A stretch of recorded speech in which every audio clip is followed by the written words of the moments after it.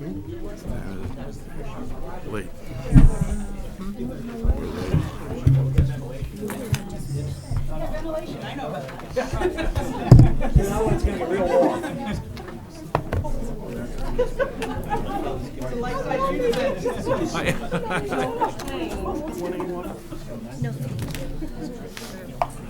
Set. Good evening. I'd like to call order the welcome you to the Board of Selectmen meeting for December 19th, 2016, and ask you to join me in the Pledge of Allegiance to the flag. Pledge allegiance to the flag of the United States of America and to the republic for which it stands, one nation, under God, indivisible, with liberty and justice for all. Thank you.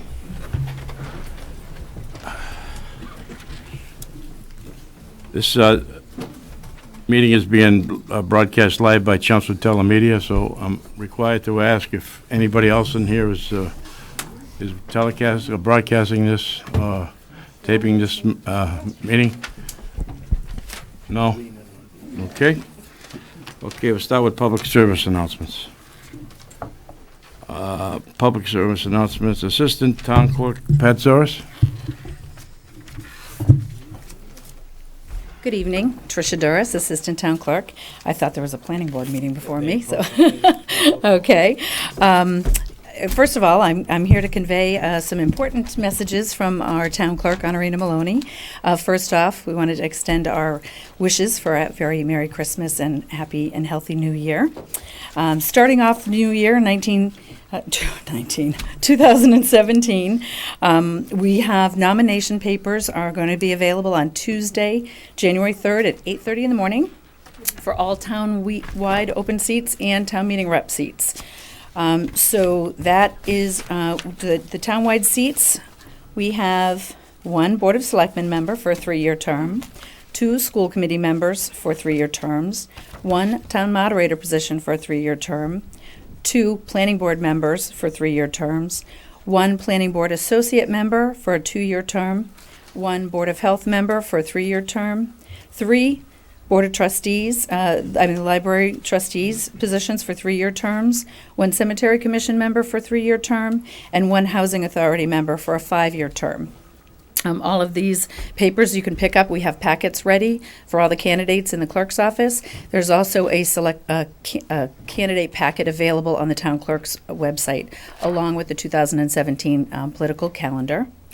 For town meeting reps, in addition to all the 6 seats for 3-year terms for all 9 precincts, we have for 1-year term, we have 1 seat in precincts 1, 5, and 8 for unexpired term, and we have 1 for 2-year unexpired terms in precincts 6 and 9. Also wanted to let everybody know that the census will be going out. You should have them by the 2nd week in January. We'd like to remind all dog owners in the community to please register your dog as soon as possible, but definitely by February 28th to avoid any late fees. And let's see, any candidates, I'm going to get back to the candidates for 1 second. For the townwide seats, I need the 50 signatures, registered voters, townwide registered voters. We ask that you please ask your signatory people to use their full name as they're registered to vote, as well as their full address. This just makes it a little easier for us to certify those signatures. And we need 25 signatures for the town meeting rep seats. Again, the same thing, but you need signatures just in your precinct. We also encourage you to get a few extra signatures just in case. And aside from that, again, just a reminder that the town clerk's page has the full 2017 political calendar on it. But another important date, obviously there's a few of them, but March 15th, 2017 at 8 p.m. is the last day to register vote for the townwide election. And the townwide election will take place on Tuesday, April 4th, 2017. Thank you very much. Does anybody have any questions? No, thank you. Happy New Year. Thank you, Trish. Thank you. Merry Christmas. Thank you, you too.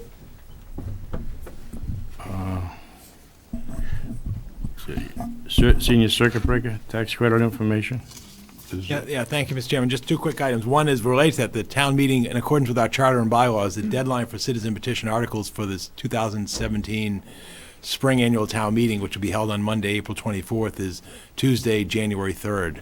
Again, if anybody needs any assistance, we'll be available in the office or the clerk's office to assist people with that process. And then finally, we did get a request, and it was brought forth by Steve Flynn from the Council on Aging, and we wanted to let people know there's a senior circuit breaker tax credit program that will take place on Wednesday, January 25th at 10:30 a.m. at the Senior Center. And it's basically to provide information to those who would qualify for the senior citizen circuit breaker for property tax relief. And as you can see by the chart up there, as you can see, the amount grows per year. And as you can see, the maximum credit for 2016 would be $1,070. So again, if people can attend on Wednesday the 25th at the Senior Center, or call over and speak to Deb Sirianni and her staff if you want additional information prior to or after the session. As we know, I've been on the board for some years, Chelmsford has a pretty good participation in this state program. They're one of the largest in the state. Right? Exactly. So we encourage people to explore this program to provide assistance. So thank you, Mr. Chairman. Okay, thank you. I guess everything else has been postponed. We're at open session. Anybody like to speak under open session? Okay. Good evening, Mr. Chairman. I don't know if now is the appropriate time, or if you're going to, I'm here to speak about statements made at the meeting 2 weeks ago regarding the schools. Want to hold off on So, till the presentation? That's the next article on the agenda. We're going to spend some time, but I think I'd rather have everything go during that. Sure, no problem at all. That's why I asked. It's up next anyway, Pat. Okay, great. Okay. Thank you. Hi, thank you very much for allowing me to speak. It's Bill Askenberg, 185 Westford Street. I'm here, I do a lot of work at Roberts Field, and I'm also on the Roberts Field Improvement Committee. And I wanted to give you a very brief update as to what we've done and kind of where we are, and also ask for your help. Excuse me, you guys approved an allocation, I believe it was $18,500 for a master plan design services back in January. Shortly after that, we created an online survey, had great results, and also had public input sessions where I think we've gotten some really great feedback from the public as to what they want to see at the park. We presented that information in March. In April, we had Howard Stein Hudson, which is the company that was hired to produce the design services, came in and presented a concept plan for us, and then asked for our feedback. That was in April. We didn't have a meeting again until December 5th. And then at that meeting, there was a plan that was presented that was built, put together outside of the committee. I'd like to try to get the committee. There was a lot of public discussion and questions regarding the plan and sort of how it was put together and costs and responsibilities and a lot of things that had been asked from the beginning. I'd like to ask if the board would be willing to assign a liaison that would help us sort of get the process back on track. I'm hoping that we'll be able to meet again in January with the full board and talk about what that process would be. But I think having a representative from the board in the room will be very helpful to the process and will help us to get things moving again and to get the things done. We've got a lot of great work that we've done, but we still have a lot of work to do. So with that. When do you meet? We really haven't met in any sort of a schedule. There was 8 months between meetings. I'm hopeful that come January that we'll be able to meet on a monthly basis. So you don't have a schedule? Like no, but I can make sure that it wouldn't infringe upon your meeting times or anybody else's. My only question for that was, when do you want this liaison appointed by? I'm hopeful that we'll have the board set by January 9th, by the next Board of Selectmen meeting. So I would hope that we'd have a meeting sometime in a week or two after that. Yeah, we'll have that done by then, if not sooner. Great, thank you. Right. And also, I'd like to encourage you guys. I took a look at the video at the last meeting, and I would be interested in getting involved with that based on what I saw and some of the questions that they had, and just helping them get to the process where they have a plan that you know, the five of us could vote on, and that it would be more presentable to town meeting to get to the next step. Does anybody has any discussion? Okay, I have no problem then. One last comment, I would encourage folks, if you are curious about the park or what the process has been to date, if you'll visit robertsfield.org, all of the information is listed there, as well as links to all the pertinent documents and videos of our past meetings and such. And if anybody wants to take a site walk of the property, I'd be happy to take them out there. Okay, well, Merrill will be the liaison to your committee, so you guys know how to contact each other. Get a vote So or? No, No vote? liaisons are appointed, chairman appointments. Yeah. Thank you. no problem. Thank you, thank you. Thank you, Merry Christmas. Okay. Bill? Good evening, folks, members of the board, Paul. Just a request, I know you're probably going to be busy with an item of some import this evening. We weren't planning on making a presentation. I'm wondering if you'd consider just taking us out of order to acknowledge receipt of the report and discharge the committee so you can move on to your other work. Yeah, and Well, how long? 30 seconds. I'm Oh, just want to okay, you're not acknowledge that gonna you, give a full we're not report. making a presentation. You have the paperwork from last Thursday. Okay. We've finished our work that you asked us for. It's been submitted, it's for your review. And, you know, with it being the end of the calendar year and completing that task, we feel our agenda is complete and looking for her to be discharged. So what we can do is we can put an agenda item on your board meeting in January, your next meeting in January, in terms of how the board wishes to proceed with the 101 Mill Road property, particularly in relates to the Springtown meeting warrant. all right. Could we finish open session before we do Sure, that, though? okay. Yeah, I'm not gonna take a no, Right. we don't have to take a vote now. I mean, we're just Right. gonna, that's why all you need to, Just wanted to- otherwise, I'm sorry, so we just wanted to make sure and acknowledge that it was formally completed. You gave us an action before Fall Town meeting. We did that. We want to get out of the way so that you folks can attend to the other business this evening. all right, thank you Fair very enough. much. All right, Billy. Thank you for coming tonight. Okay. Anybody else want to speak on the open session? Okay, let's close that. We go to committee vacancies, Pat. Okay. As of today, there's the following committees have vacancies. There is one vacancy on the Bicycle and Pedestrian Advisory Committee, one vacancy on the Civic Committee, several vacancies on the Cultural Council, 3 vacancies on the Energy Conservation Committee, 1 vacancy on the Historical Commission, 1 vacancy on the Recycling Committee, and 2 vacancies on the Tree Committee. If you're interested in serving on any of these committees, you can find out more about them on the town website and fill out an application either on the website or in person at the town manager's office. Thank you. Oh, we have a couple on the charter review committee. We have a couple of openings there, or one opening? Yeah, that's right. That's what the board's opening on Charter Review Committee is, yeah. With Lou Marino's resignation. But again, that's really, it's, you've had that process internally and how you wish to fill that vacancy. That's Right. why we didn't put it out in general, but it's. Okay, so we- Usually you assign that to a member who had that appointment on the committee. Paul, was there a reason why you resigned? You moved He moved out of town. He did, I heard he was gonna, yeah. Yeah. Um, So I can okay. put that on the agenda for the 9th. if- Okay, we'll Okay. do that. That's good. I just wanted to bring that up because I knew there was one. I thought there might have been the second one. I don't know why, but Do we have the list of candidates from before, or would more people Is that have an many? opportunity to submit Maybe two between 9 left? and the 9th? Well, if we're going to do it on the 9th, probably won't have time. I don't There think we was have any. There was still at least 2. I thought that we get down to 2 and 1 refused and actually, Yeah. No, there's Right. at least 2 Paul, left. would there be anything that would prevent me from applying for that? That's up to you. I don't I'm believe just there is. asking if I don't there's think there's any legal. I think it's impediment. Laura's appointment It's anyway. Laura's appointment, yeah. Because she appointed, Yeah, as long as there's no legal reason, I don't have a problem with having Yeah, a I've member been of the to- board on. I've been to one of their that. meetings, I haven't been to many more, but I'd be willing to go on in the sake of saving some time if we don't have people qualified that are backed up in the list. All right, so I can put it on your agenda because why they're don't you not, put it on the I agenda? don't for think they're next meeting meeting? before the 9th anyway, so I Yeah, think you'd be no, fine. that's fine, Okay. that's fine, I just wasn't sure if I could do it, but there's 2 former selectmen on it, so Those are long meetings, thank you for I know. volunteering. I know. I have to talk to Sam.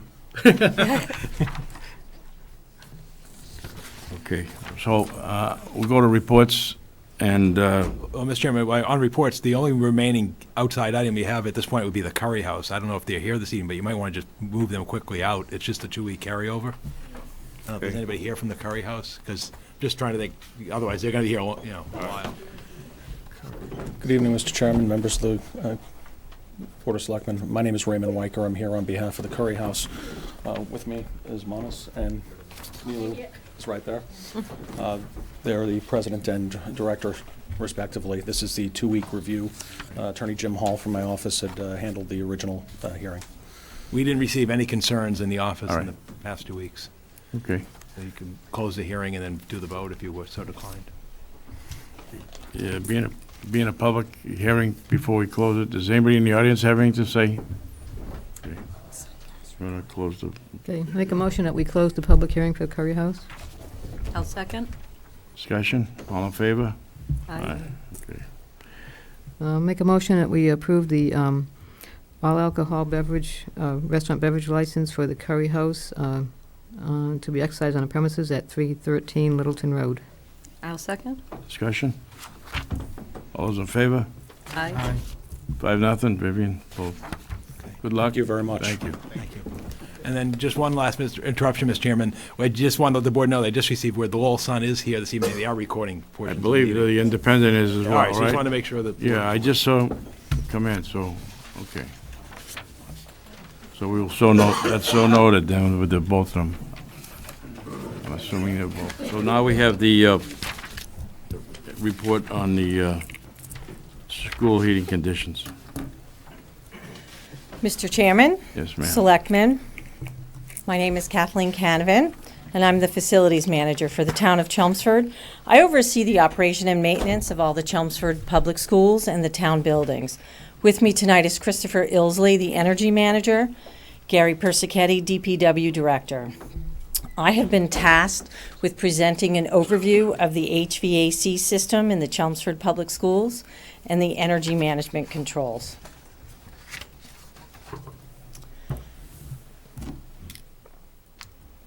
Oops. There we go. I want to welcome everybody, and I want to state that I appreciate the opportunity to present the facts to the Board of Selectmen, to the school committee, to the Chelmsford Federation of Teachers, and to parents and the community at large. I'd like to take this opportunity and to lay out some facts that weren't communicated in the last few weeks. I think Channel 7 News really got ahead of the story and presented one side of the issue. So tonight, it's the facts, it's the overview, and I really want folks to know that we keep the classroom temperatures at 70 degrees, not 50 degrees. And at no point has the town manager ever said, Kathleen, lower the temperature in the schools. I want to save money. That's not happened. If anything, the town manager in the last few weeks has said, solve the problems, work with the schools. I value education, and it's the best interest of the town.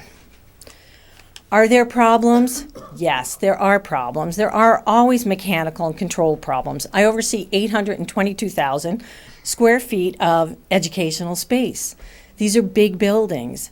These are old buildings. They were built between 1957 and 1974.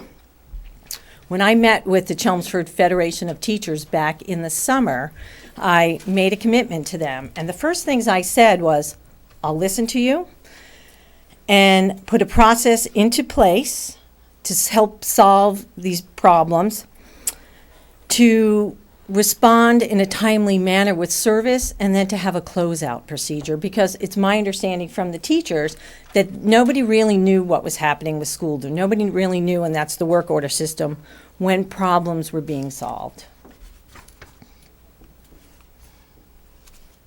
So the HVAC system overview. The best way to educate and introduce the HVAC system overview, and the simplest way to break it out, is into systems. The first part is the heat generation system, the distribution system, which is boilers and rooftop units. The second part is the distribution system, piped water, piped system for water or steam, forced hot water for ducted air. The third part of the system is the delivery system, and that's the univents.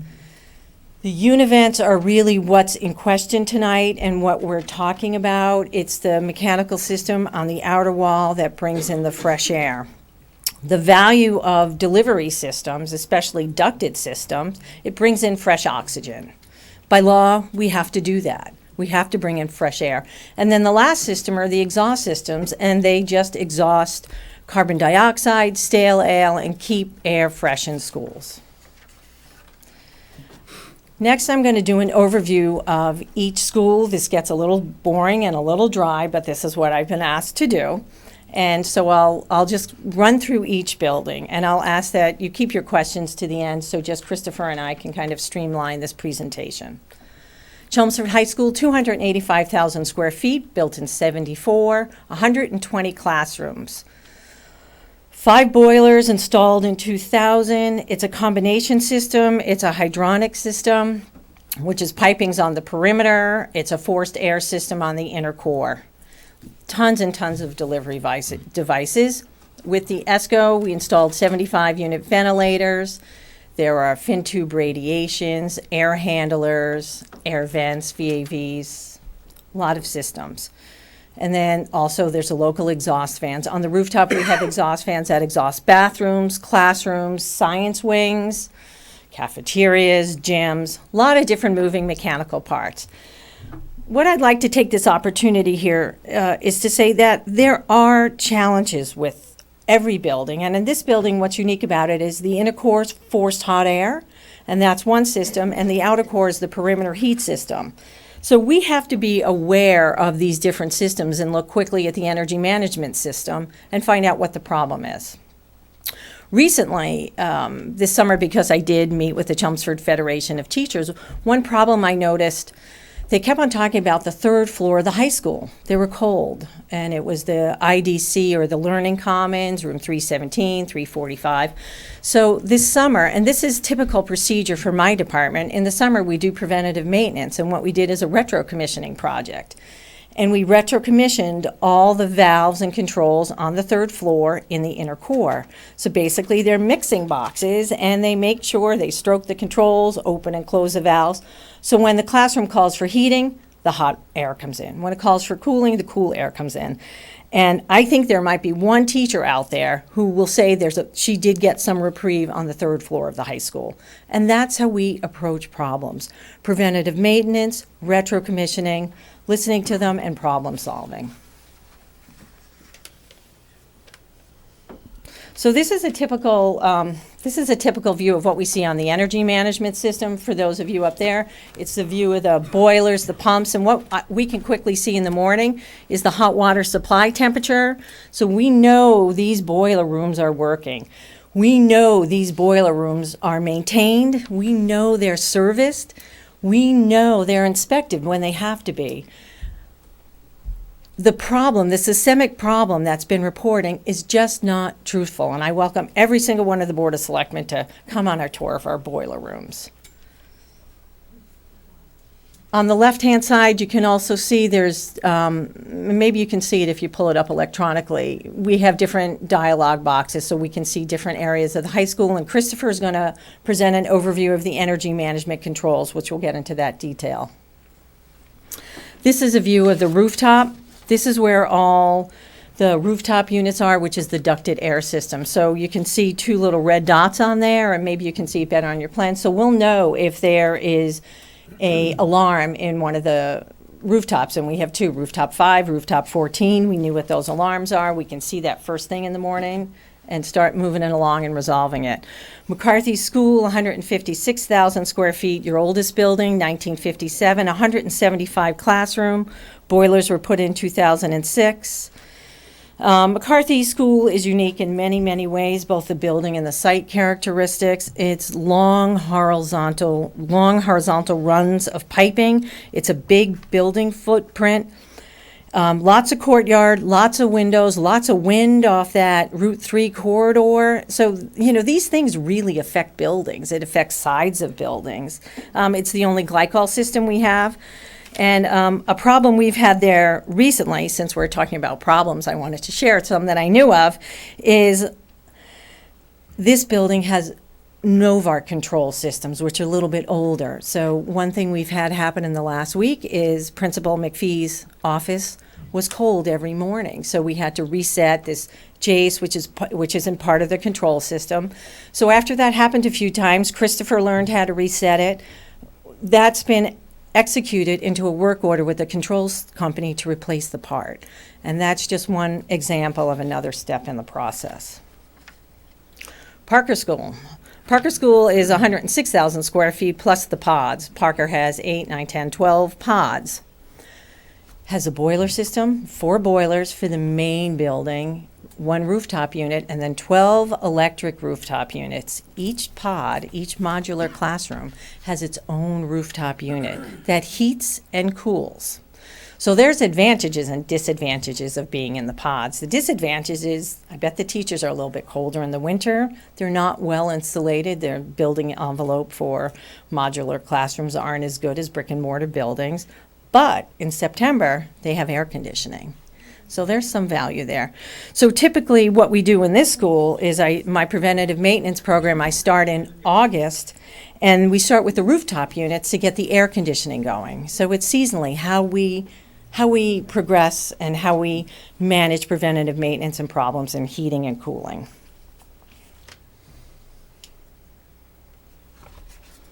Harrington School. Many of the elementary schools, it's a similar story. They're smaller building footprints, 60,000 square feet, 1968, 33 classrooms.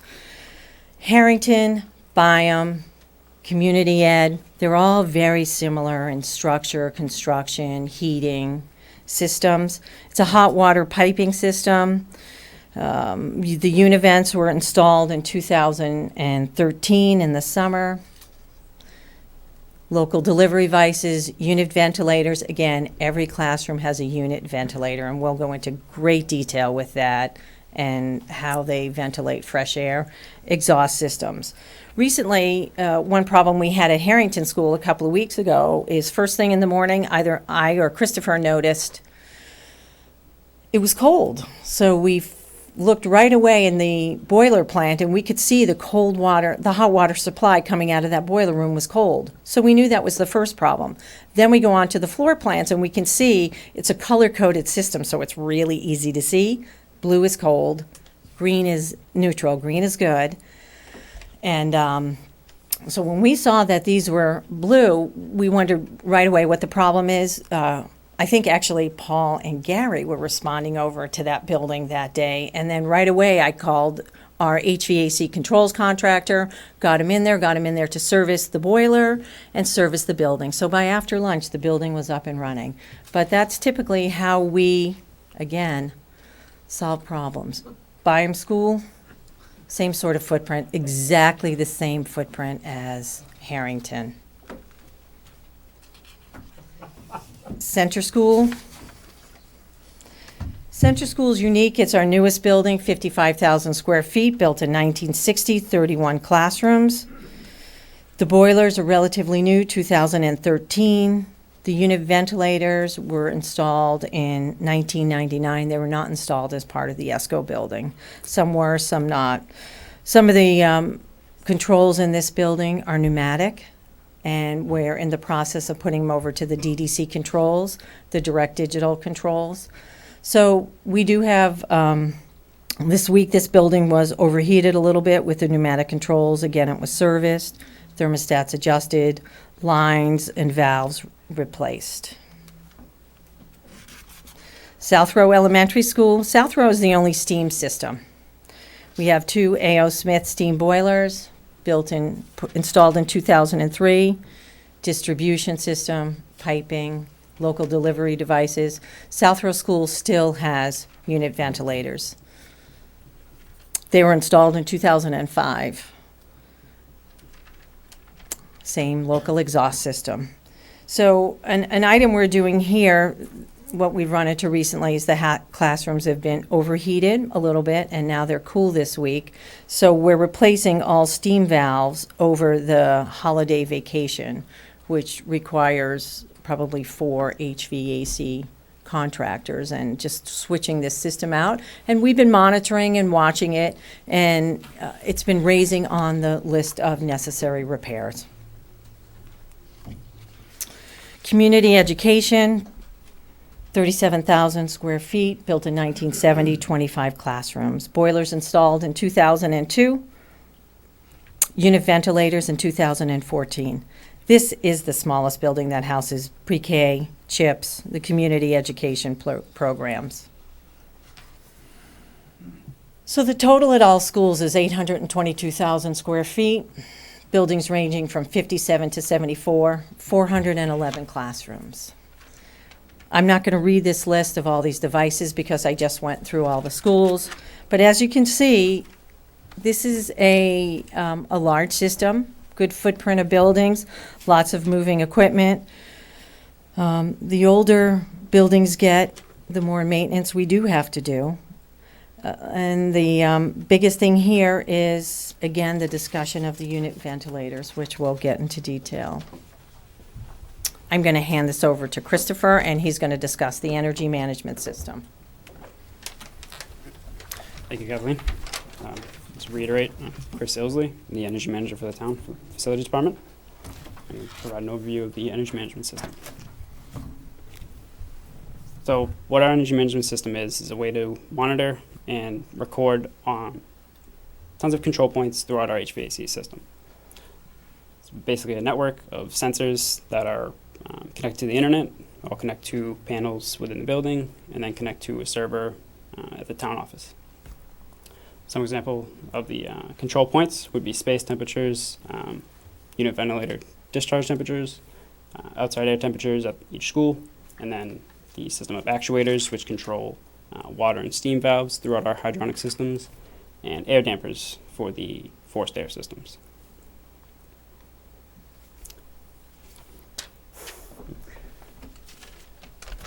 So this is a typical top-down floor plan, basically, of this is Community Education Center. Here we can see a quick at-a-glance view of all the classrooms, all their space temperatures, whether or not they're within their set point tolerances. If they were warm, they would be orange or red. If they're cold, they would be blue.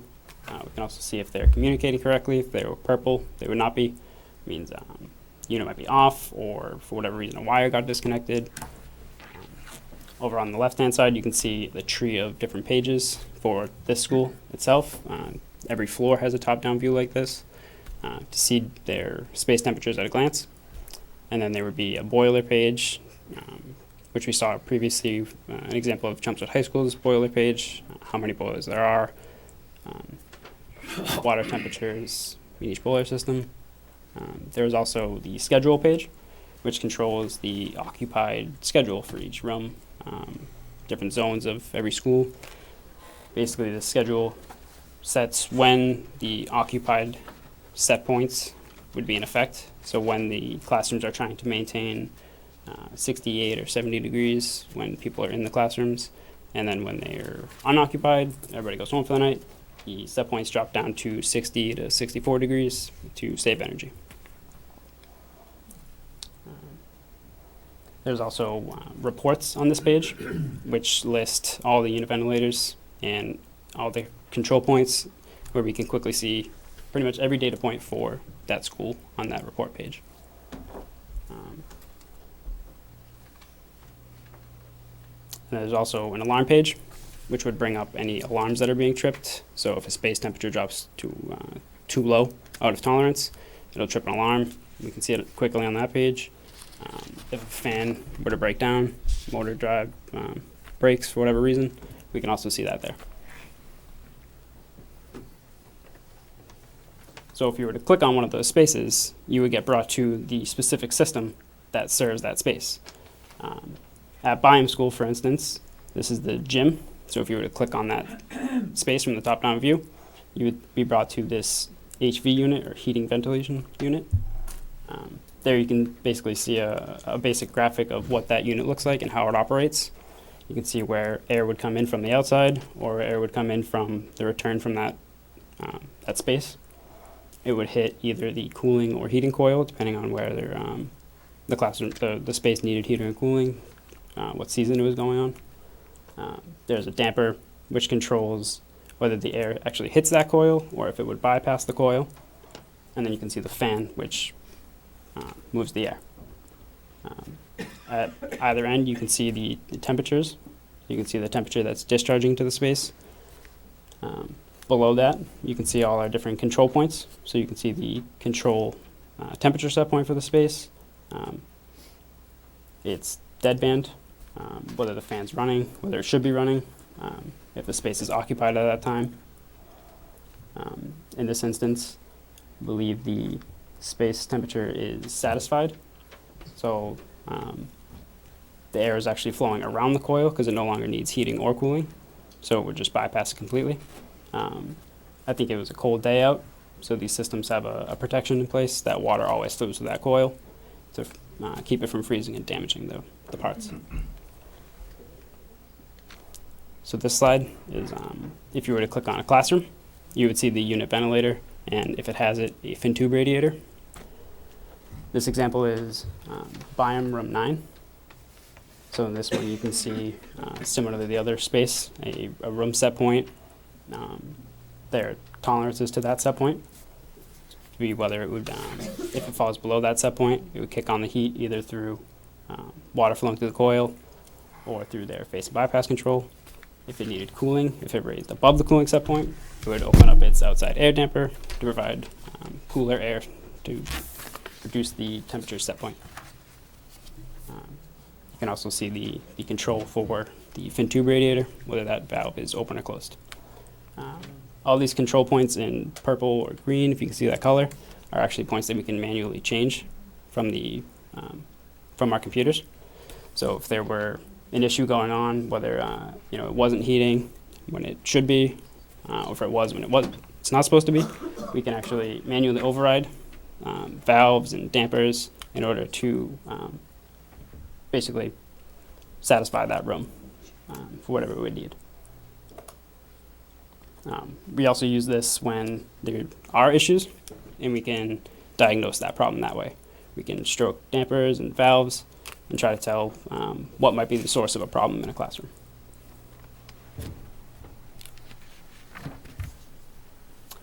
So this is a typical classroom layout. This is a drawing from center school. This way here you can actually see where the unit vent would be placed in a classroom, where its temperature, room temperature or space temperature set point will be measured at the thermostat. You can see how air from the outside would be taken in through a damper behind the unit vent, and how it would get pushed into the classroom. So points to be stressed here is really like the benefits of using these air circulation and for air distribution. Gives you a fresh air supply. It cleans and filters the air through filters in the unit ventilator. It creates that air movement, preventing stagnation, and prevents sick building syndrome. So just as an overview, most of the schools in the system and some of the town buildings have a trend sensor and communication system. It's a little bit newer. It was installed during the ESCO, or the ESPA, Energy Disturbance Performance Agreement. This system has a lot of leeway for our controls company to adjust the programming to fit the needs of our buildings. We can customize it to different buildings and even specific classrooms. DOVAR, the other communication system, as Kathleen mentioned, is installed at McCarthy and South Row. It was previously installed to the ESPA. It's a little bit less programmable and customizable, but it still meets the needs of the building. As an overview, we have 3,692 total control points throughout our system. So there's actually that number of actual sensors or actuators, all wired to a panel and connected to the internet, being constantly recorded as well. At any given time, we could go back to a date within the past year or two that the system's been installed and see exactly what temperatures were in any classroom, what position dampers were in, or valves were open or not, fans were running or not. This also gives us, that's another great benefit of how we use the system to diagnose equipment problems. We can tell exactly what they were doing at any time, and it really helps us narrow down how to maintain the system. And then just as a last point, just to really give us a scope of how many space temperatures are actually monitored throughout the school, is 442. Just gives us an idea of how many at any given time could be going wrong.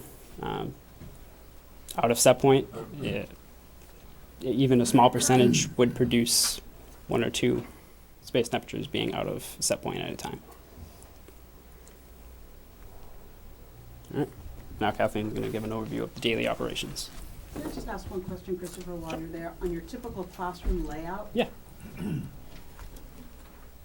The outside air intake, what is the current temperature for the outside air coming into the building? Is it limited to no less than 66 degrees? Or no more than 66 degrees? So there's What's no the current set point temperature of the outside air coming in? So there's no hard set point limit to the air coming into the classroom. There are lockouts that would prevent the economizer being used during extremely low temperatures, but at any temperature there has to be a minimum intake of fresh air from the outside. So at any temperature there has to be some air coming in. That air wouldn't be directly vented into the classroom though, so it gets tempered by mixing with the return air from the classroom. There's a minimum set point of about 10% at most unit ventilators, so it's 90% return air by volume and 10% outside air by volume. So the number of classrooms that I went into last week, almost everyone was 66. It was amazing. I mean, they were 66 solid. Yeah. But the air coming in wasn't. So if it's mixing with air that's not 66, the classrooms feel considerably chillier. Yes. That's my concern, is that intake air temperature needs to be elevated or capped in some way. Sure. We have noticed that, and we have looked through our histories of discharge air temperatures, because that is monitored. Every unit vent has a discharge air temperature sensor there. We have seen it dip below, and we try to limit it by different operations of the unit vent.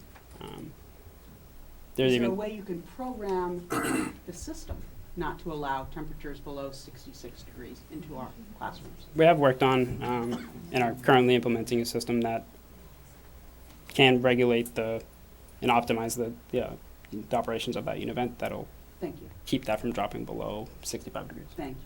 That's great. Any more questions?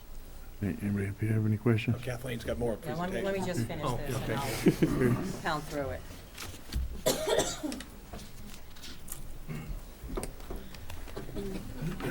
So Barbara, I think that's something we're going to talk about, and I think that is one of the key issues of addressing the discharge temperature in the unit vent. But because we had to do an overview of the system and to let folks know what we control, what the HVAC system is the overview of the HVAC system, I just want to finish this third component and then we'll open it up.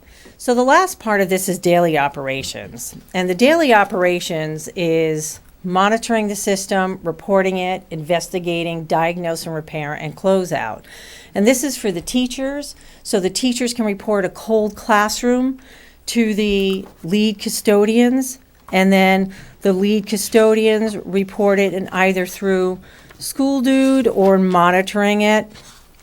We do have a system in place right now called hot cold calls with the lead custodians, and they're to observe it. But what we're finding, and this third part I think is really key, and that's what I've heard from teachers and the CFT executive board, is that there's a hole in the system, and all these information's not getting communicated. And in public sector work, as we all know, all parties have to buy in that Christopher and I can be on the energy management day and night. We can be solving these problems. Teachers are in the classroom, but we need the links between the lead custodians and my colleague, the Director of Facility Services, has been helping retraining the lead custodians to get them to understand the system so they can report the correct facts to Christopher and I, and we can look at it before going out to the school. So it's really takes all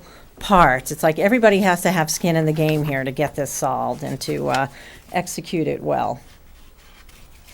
So the process is first to monitor, and that's what the energy manager and I do on a daily basis. We go in, scan it pretty quickly, as Christopher told you, then the problems are reported, then they're investigated, and then we have to decide if it's either a controls problem or mechanical problem, and we send the correct vendor out to the site to make the repair. And again, as I said, it's really important that we have the new Director of Facility Services to oversee those custodians, to make sure they understand what needs reported, and that the teachers are heard, and that their issues are communicated. I understand that. It's very important. They're in the classrooms. They cannot leave. So we need to help solve those problems. The administrators, building principals, everybody needs to help solve the problem of communication. So this next part is school dude work orders. Since October 31st, we've had 35 requests, 17 are still open. And some of those, I'll go through the next section. Some are significant, some are insignificant, and I can show that to you. And we've also had a lot of emails, 70 from custodial, 65 from CFT staff.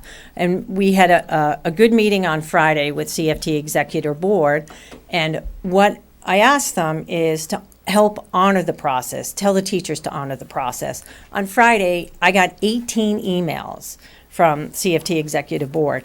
I can't do my job if I'm responding to emails.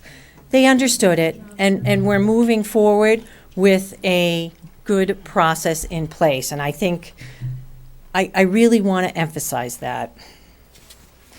The other thing we did with the school dude retraining of the custodians, this is how they took temperatures. This is an infrared heat gun. If you shoot this at the window or the wall, this gives material temperatures. This sometimes picks up the wrong temperature if they do shoot it at a window, if they shoot it at a cold vent. So you get the temperature of materials. What we're doing now is we're giving out digital thermal thermometers that take space temperature, so they can hold this on the sensor in the classroom, as well as the middle of the classroom, as well as by the univent, so we know the exact temperature. And it's important that we know if it's working or not. I'm not going to go through these, but these are just examples of school dudes we get. If anybody has a question at the end, and if you want to discuss any, that's fine. But some are truly significant mechanical or controls issues. Areas are cold. There's two examples I want to show you at the end for the sake of time. So here's a recent HVAC problem. Chelmsford High School Cafeteria 2. It's December 5th. The custodian reported at about 7:30 that it was cold. Energy manager pulled it up on the system, looked at it, it was cold. He investigated the temperatures, so then we could see on that Monday, first thing, it was flatlining at 55 degrees. We knew there was a problem. So we did call our HVAC contractor in, who worked with our town plumber, and there were two problems. One, the perimeter piping was clogged.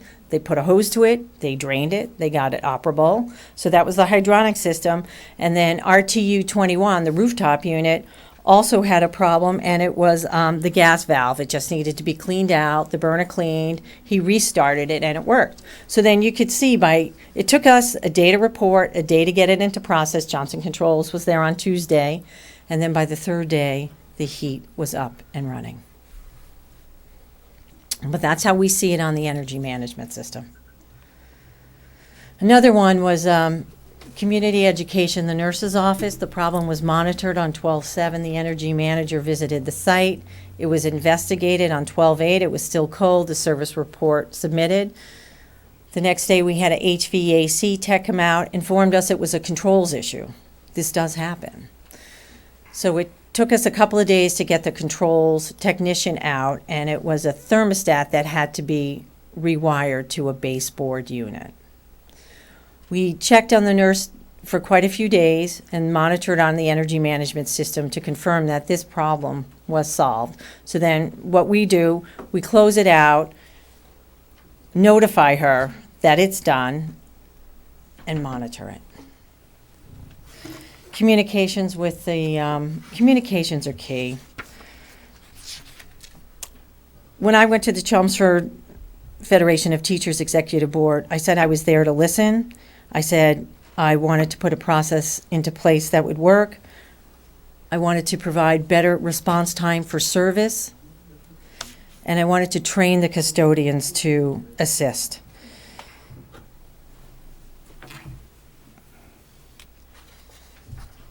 The Energy Service Performance Agreement, I know there's been some talk about it's also called the ESCO, that the ESCO has caused the problem. I don't believe the ESCO caused the problem. The ESCO has enabled the town of Chelmsford to put $8 million worth of capital into the public schools. Most of the end terminal delivery devices were replaced. Prior to that, they weren't operable. So you have fresh air, filtered air going into classrooms.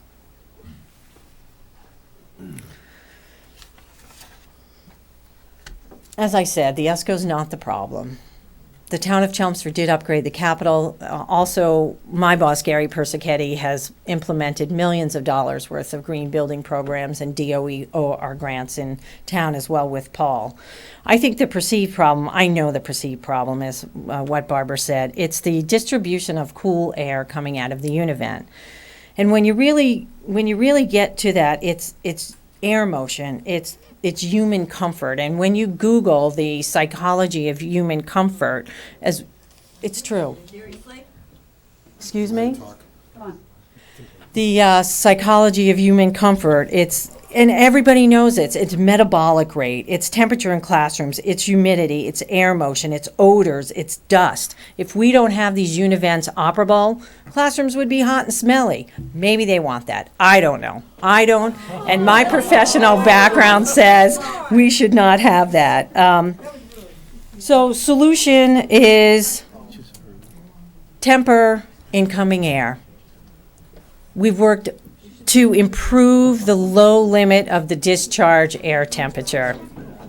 You know what? I'm going to finish in a couple of minutes. Yeah, please quiet down in the back, And as soon please. as I'm finished, you may come up here and we can have a professional, thoughtful dialogue. Thank you. The solution and what we can offer public facilities is to temper that incoming air. And there's two ways we've been doing that. We've been adjusting the face and bypass damper, technical things, and working with the controls company to improve that. That I have heard that this is a problem for certain classrooms. We don't want the discharge temperature below 60, below 65. If it's in the 50s, it's unacceptable. I get it. The other option, which is simple, we can move the teacher's desks. If they're directly in front of the univent, in front of a window, if they're sitting there all day, we can work with IT and do a little shifting and relocation. That's a real solution. I know I'm not allowed to say this, but I'm going to. Clothing plays a role. Everybody needs to dress comfortable and appropriate. And there are real studies that say there are factors in your clothing, if you're hot or if you're warm. Thank you very much for your patience and your good listening skills.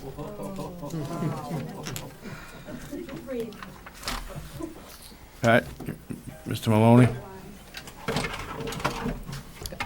I had a couple questions. Would it be now would be appropriate before the public discussion? Well, he's, I think, Or was he part of the presentation? well, he's not part of the presentation, so who do you want to address the question to? Then if you want to address it to, My questions were specific to the presentation and the Excuse me, system Pat, that's itself. my fault. Sorry. Questions?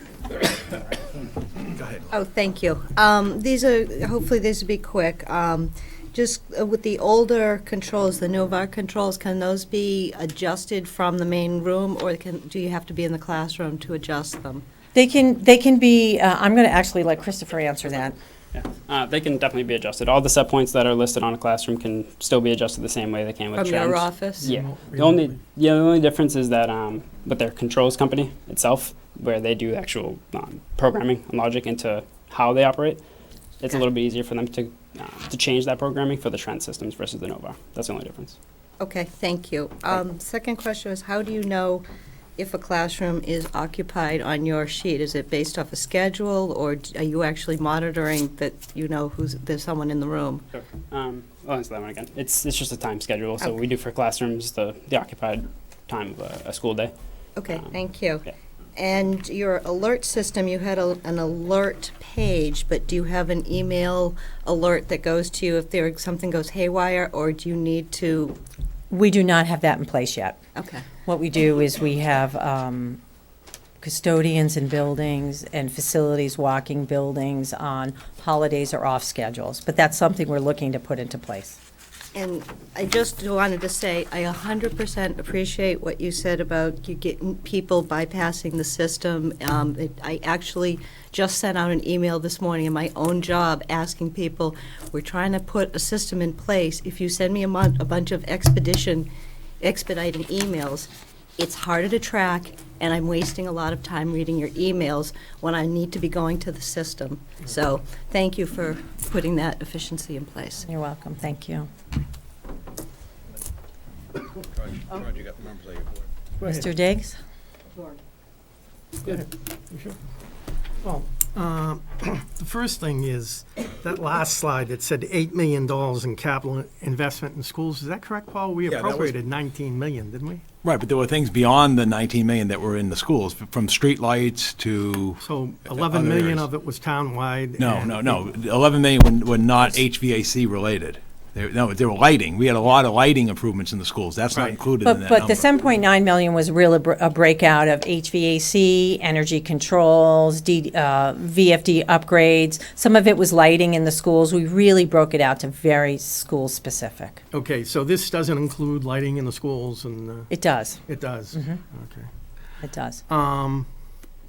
There was a slide in there of a typical classroom. And you showed us where the intake was, but I'm trying to figure out how the heat gets distributed. That one. Oh, he just passed it. Yeah.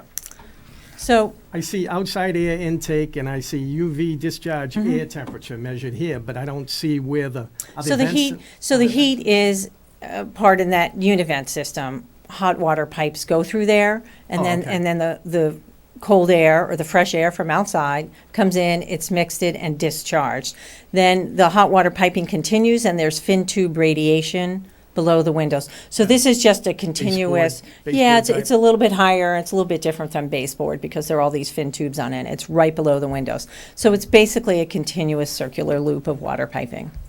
Okay, and as far as communication goes, I worked in IT for many years, and it's very easy for people to come by and say, you know, I'm cold or something like that. I think you have to make it the rule, or somebody has to make it the rule in the school department, that if they have a problem with something, they have to go to school dude. Because many times I would be out on the floor fixing things and something more important would come in. And if you come in at my, you know, if I don't see it on my help desk, you know, which is what you go to school dude. Right, school basically, dude it's the is our same help thing, desk, yeah. then I wouldn't get it till I got back. Right. So I think that part of the cooperation is getting the teachers and the other staff in the school to use that, because it looked like there were far too many open cases via email. So that's just a suggestion. Mm-hmm. Thank you. Thank you. Glenn? Glenn? Do you have a maintenance contract with Johnson Controls? We do. How much is it? It's a 5-year, we're on our 5th year. I know we pay, I think $300,000 a year. And was that bid sole source? No, that was a competitive bid. Whose equipment is it? Is it an integrated system of variety equipment, or is it all So Johnson Controls equipment? we have an integrated system of equipment. And when we replace current equipment outside of the ESCO, we'll use the best equipment we can. We rebuild pumps, we replace pumps, so a lot of the equipment is existing, and if we can rebuild it, we do that first as our option. Who installed the equipment? Who installs it? Company installed it. Are you talking about the ESCO? Or, The $9 million worth of equipment, who installed it? What company? that was Johnson Control Solutions, they oversaw the ESCO. And they bid the maintenance contract. Totally different arms, totally different companies. The maintenance contract was bid prior, and that prior to signing the ESCO. But it's the same company.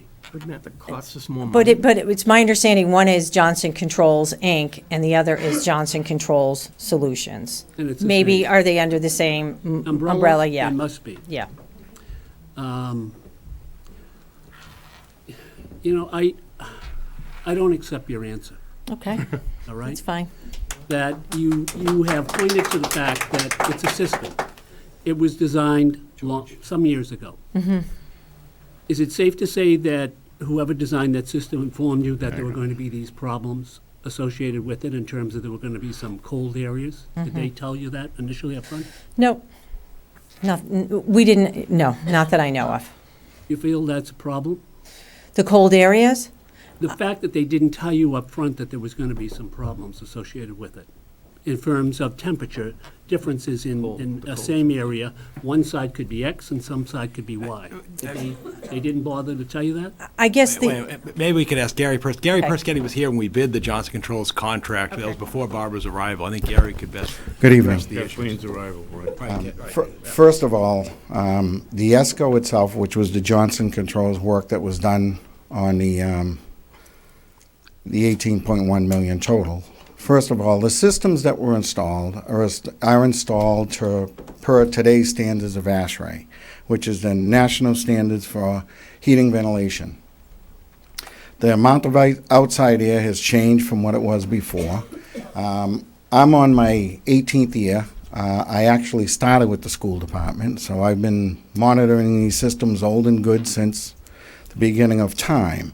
And a big difference between then and now is when you have buildings, as was said, from 1957 all the way to 74, with univents as old as that, 60 years old, 30 years old. The things that happen is you start to have certain amounts of them that aren't even operating properly anymore, which means that you've already marginalized probably some of your outside air that should be coming in, the way things are running, the amount of dampers that are working and not working. With the new systems put in, the first thing you're doing is you're going from, let's even call it a 70% working rate to 100% working rate. So that in itself is a huge change. And then secondly, when you add the fact that the ASHRAE standards have changed and you have to bring in more outside air, even though it's tempered, but you do, it changes the feel to people. And that is something that if you go to any school district, go to the Mass School Building Authority if you'd like, go to anyone who's built new schools, you're going to find out they all seem to have the same problem of people believing that some things are colder than they are because the cold air does come over, okay, when the system is running. And that is the design of the system today. Gary, could you also, to finish this question, could you also explain how the Energy Management Committee was the one who reviewed the proposals for the ESCO? The Energy Committee ascertained bids through DOER. Department of Energy Resources has to approve the RFP, which they did. It went out to bid. I believe we had 9 companies that picked up the bid. We had 3 companies that actually bid it. We interviewed all 3 companies with the board. We have all the results of that back. And Johnson Controls Solution was decided to be the person at the time. And that committee is made up of volunteers in the town. Oh, yeah, volunteers, energy committee members, some who are engineers. Mechanical engineer is one of them. One of them was also a lead certified in the state of Massachusetts that was on the board. And the reasons for what you do and why you do it is by the interviews. Well, let me ask you just a general question. Sure. You know, the response to the problem seems to be based on the technicality of it. It's the latest, it's the greatest, it complies with the rules as the rules are today. But what it doesn't take into consideration is the fact of common sense. If you were to buy a home, in your living room, one side of the living room was 72, and the other side of the living room was 55, would you be satisfied living in that living room? Well, I guess the best way to explain it now, and I don't want to get off on a big tangent of where we're heading, but if you put in a new system today in your home that is fully energy efficient, that's going to save you the most money. If you're setting your house at 67 degrees or 68 degrees, and your system maintains that 68, if you walk over to where that register is, you will feel cold air today. And your room will be at temperature. And would half the room be 68 degrees and the other half 75 degrees? No. What we're saying is that your system is running at its optima, and what's happening now is you are bringing in even your tempered air in your new system, and that's the way the new systems run in homes as well. They've gotten away from a lot of the big radiators and all of that. And I'm not going to tell you you're going to be cold. I'm telling you you're going to feel a difference. So you would turn then you would turn it up. You done, Glenn? Well, again, you're going back to a technical answer, and I think people here are looking at it from the common sense viewpoint, that people Okay. are cold, regardless of what the reason is. It's not acceptable. They don't want to be cold. Well, They work all day let's- in an environment. let- If you go okay. to Demoulas today, Yep. all right, and you go to the cashiers. Yep. The cashiers near the doors are all wearing heavy clothing underneath their apron. Yep. All right? The people who are working back in the store are not dressed that way. But if you would ask someone, what's the average temperature in the store, they might tell you 70 degrees or 68 degrees or whatever it is. Mm-hmm. But don't ask the people who are sitting up there on the cashier line what it is, because they're freezing. Right. Well, Hold it, please. Just- But to Glenn, add to that, Glenn, to excuse- Glenn, excuse me, is when I go to the grocery store, regardless of whether I'm standing at the front or the back, I always grab a sweater and a jacket because I know I'm a cold person. And so that's how I go to the grocery store. It's not a solution. Hold on, please. Glenn, They're teaching children. Right, well, excuse me, can I? go ahead, please. All right, Glenn, here's a perfect example and the best I can do for you, all right, to try to explain this. Today alone, what I know, a few calls from the South Door School, which Johnson Control was down this morning, one from the nurse's office at the McCarthy School that we took today, and then I had 2 calls from the Byam School, okay? I'll read you the Byam. Teacher stated that the room is very cold. Unit ventilated discharge air temp, 79.8. Room temperature, 71.6. So another one, teacher states, under the window, not coming on, and room felt cold. The vent temperature come out of the vent, discharge is 72, the temperature of the room is 70.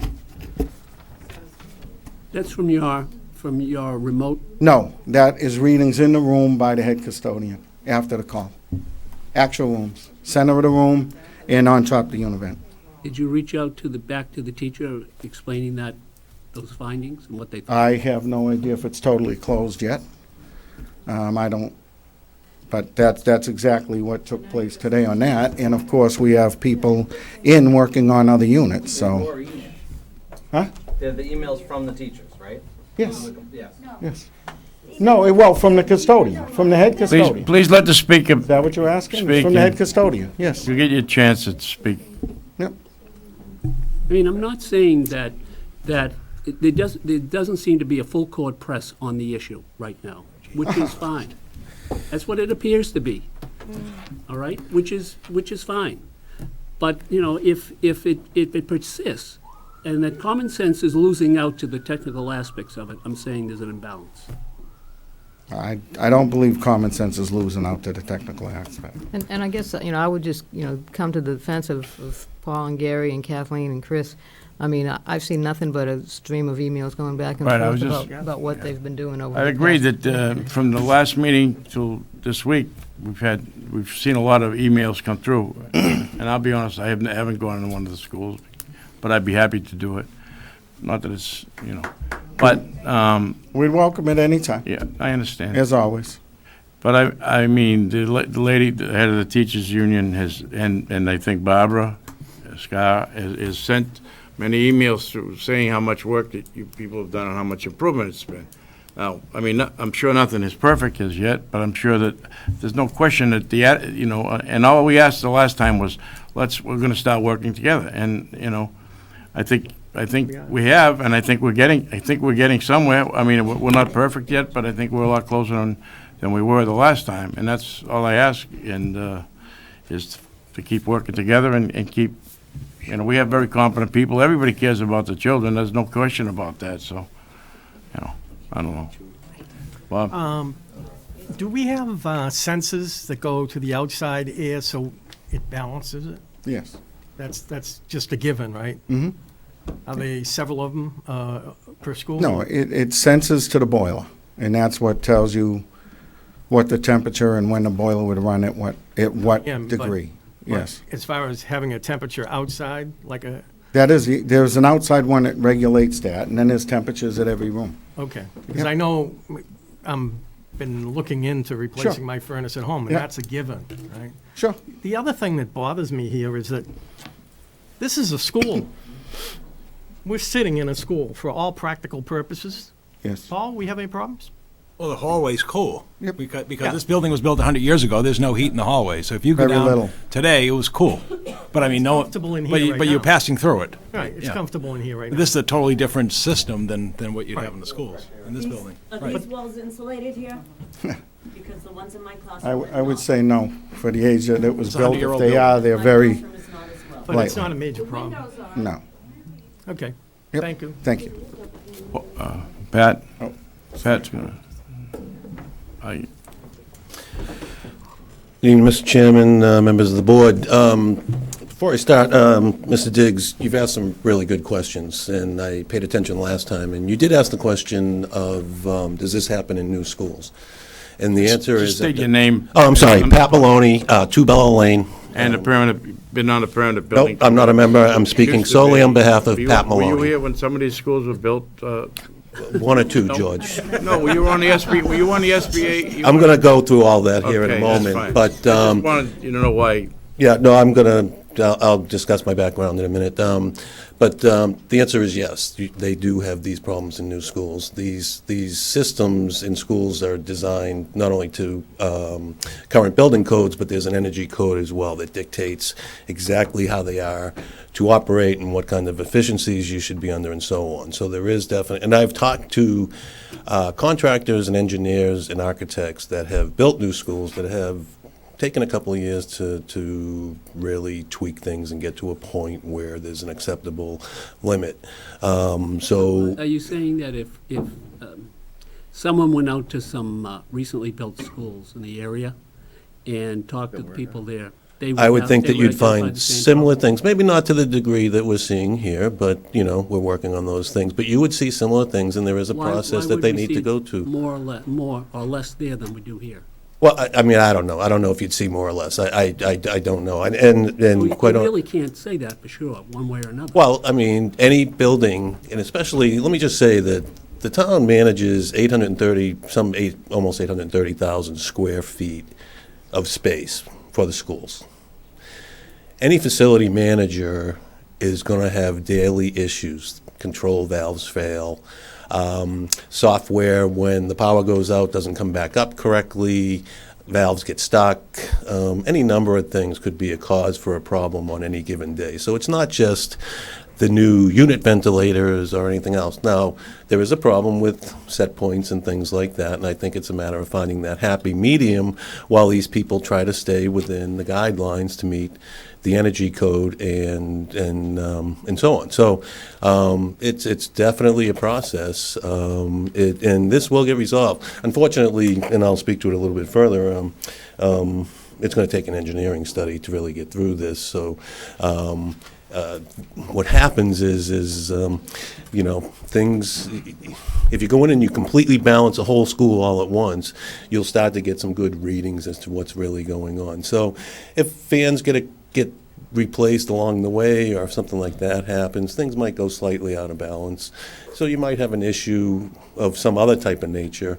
You're going to have issues with you know, preset temperatures and that type of thing. I do have one of those newest low SEER energy efficient units in my house, and if I stand at the registers, it's cold. But my house, when I wake up every morning, is 65 degrees throughout the house. So if you stand on the registers, it will be cold because it's mixing air. So, I mean, it's really, it's the nature of high-efficiency units. It's not to say it can't be right for everybody, and it is unacceptable that any child should be cold. But with that, I'll go ahead and say what I have to say, and I'm really pained to come here and say this after all the years that I put into the town and the schools. But anyway, good evening. My name is Patrick Maloney. I'm here to speak to the statements made by the Teachers Union and the School Committee at the last Selectmen's meeting on December 5th. First, I've been working with the schools for almost 20 years now, and through that time, I've worked with 4 school superintendents, 2 town managers, and several different school committees and boards of selectmen. I've served the town and school committees on the following boards: the Chelmsford School Building Committee. I was the chairman of the Chelmsford Secondary School Building Committee. I was the chairman of the Permanent Building Committee from inception through earlier this year when I needed a break. I was the chairman of the Fire DPW Study Committee, and as chair of the Permanent Building Committee and the SSBC, Secondary School Building Committee, I personally wrote the statements of interests for the original $31 million project, along with Karen Mazza, who was our assistant superintendent at the time.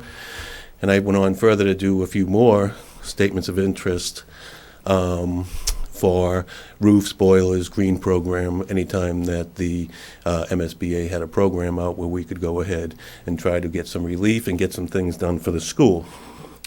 I've advocated to increase the yearly capital budget, and some of us have thought about this for years, but I've advocated to increase the yearly capital allotments to these schools year after year, and I've always advocated for the children of this town. I'm currently a member of the School Assessment Working Group. I myself am a graduate of CHS and have raised 3 children in the system. When my children started their schooling at Byham Elementary School, cold and hot rooms were a way of life. At that time, the majority of the windows at Byham were replaced with 1/4-inch plexiglass. So not only was there total thermal inefficiencies, but you could not even see through the window, the cloudy scratch plexiglass, to look outside. My kids went on from there and went to various other schools, McCarthy with buckets in the room catching the rainwater and so on. So, you know, all of that was unacceptable to me. So I get it. I get it. This is unacceptable as well. My kids did okay. I have a Cornell grad and a soon-to-be Roger Williams grad and a guy that keeps going in and out of Lowell. So my kids did good. My kids did very well over the years, and Chelmsford schools have served them well. However, the approach to resolve this issue by innuendo involving the press and embarrassing the town and its administration is also unacceptable to me. Back when we were trying to address the many, many needs of our schools, there was an us against them mentality in town, and many of you would remember this. Many of us working to improve the schools worked hard to dispel this mentality, and we mostly succeeded along about the time the town manager Cohen came on board. It's really sad to me to see that we are headed back down that path. It did not serve the town or the children well back then, and I suspect it won't today. So to rebut some of the statements made in the recent BOS meeting. In the opening, the Teachers Union president states that they were there on behalf of 560 union members, hundreds of school department employees, and thousands of students that have endured 3 years of inadequate climate management by the town of Chelmsford. They go on to say that it's a district-wide problem, and after 3 years of collaboration, there's no success. That's a pretty strong statement. It's a really strong statement. I've talked to some teachers, I've talked to many school employees, talked to students, and not all are in full agreement with that statement. So, having said that, really, where's the school committee and the school administration on this? 830,000 feet is a lot of ground to cover. These people are doing yeoman's work trying to get it. They're not complaining, and they're out there trying to make this work. The teachers union president was asked by Selectman Diggs, have you made a similar comprehensive presentation to the superintendent or school committee? The response was, I've spoken to the superintendent and school committee, and their response was that heat was out of their control. If that was truly their response, then I think we have a much larger leadership problem than I thought.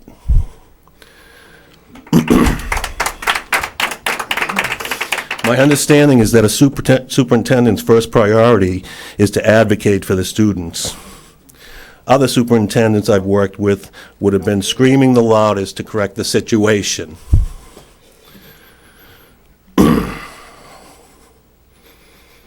I mentioned earlier that I'm currently a member of the School Assessment Working Group. Throughout all of the months of Tuesday afternoon meetings and evening sessions, not once did the administration or school committee or teachers union bring up that this is an ongoing issue and can we pay particular attention to this in the assessment study. Those that know me know I would have been on this with a vengeance. But I had to hear it from Fox News.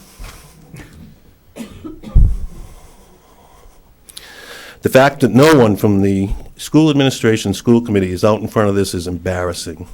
I've heard no discussion from the school committee over the past year in any of their meetings. Where is the communication?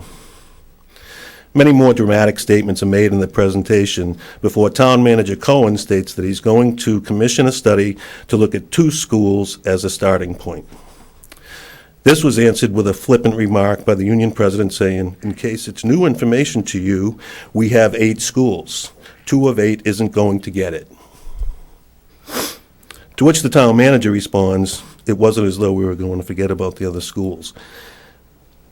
This sounded prudent to me from a financial aspect, especially where, and he probably knew this before I did, but once I started getting into this. So here's what you've had for calls. Byam, as of last Friday, since September 1st, 6 cold calls, 0 hot calls.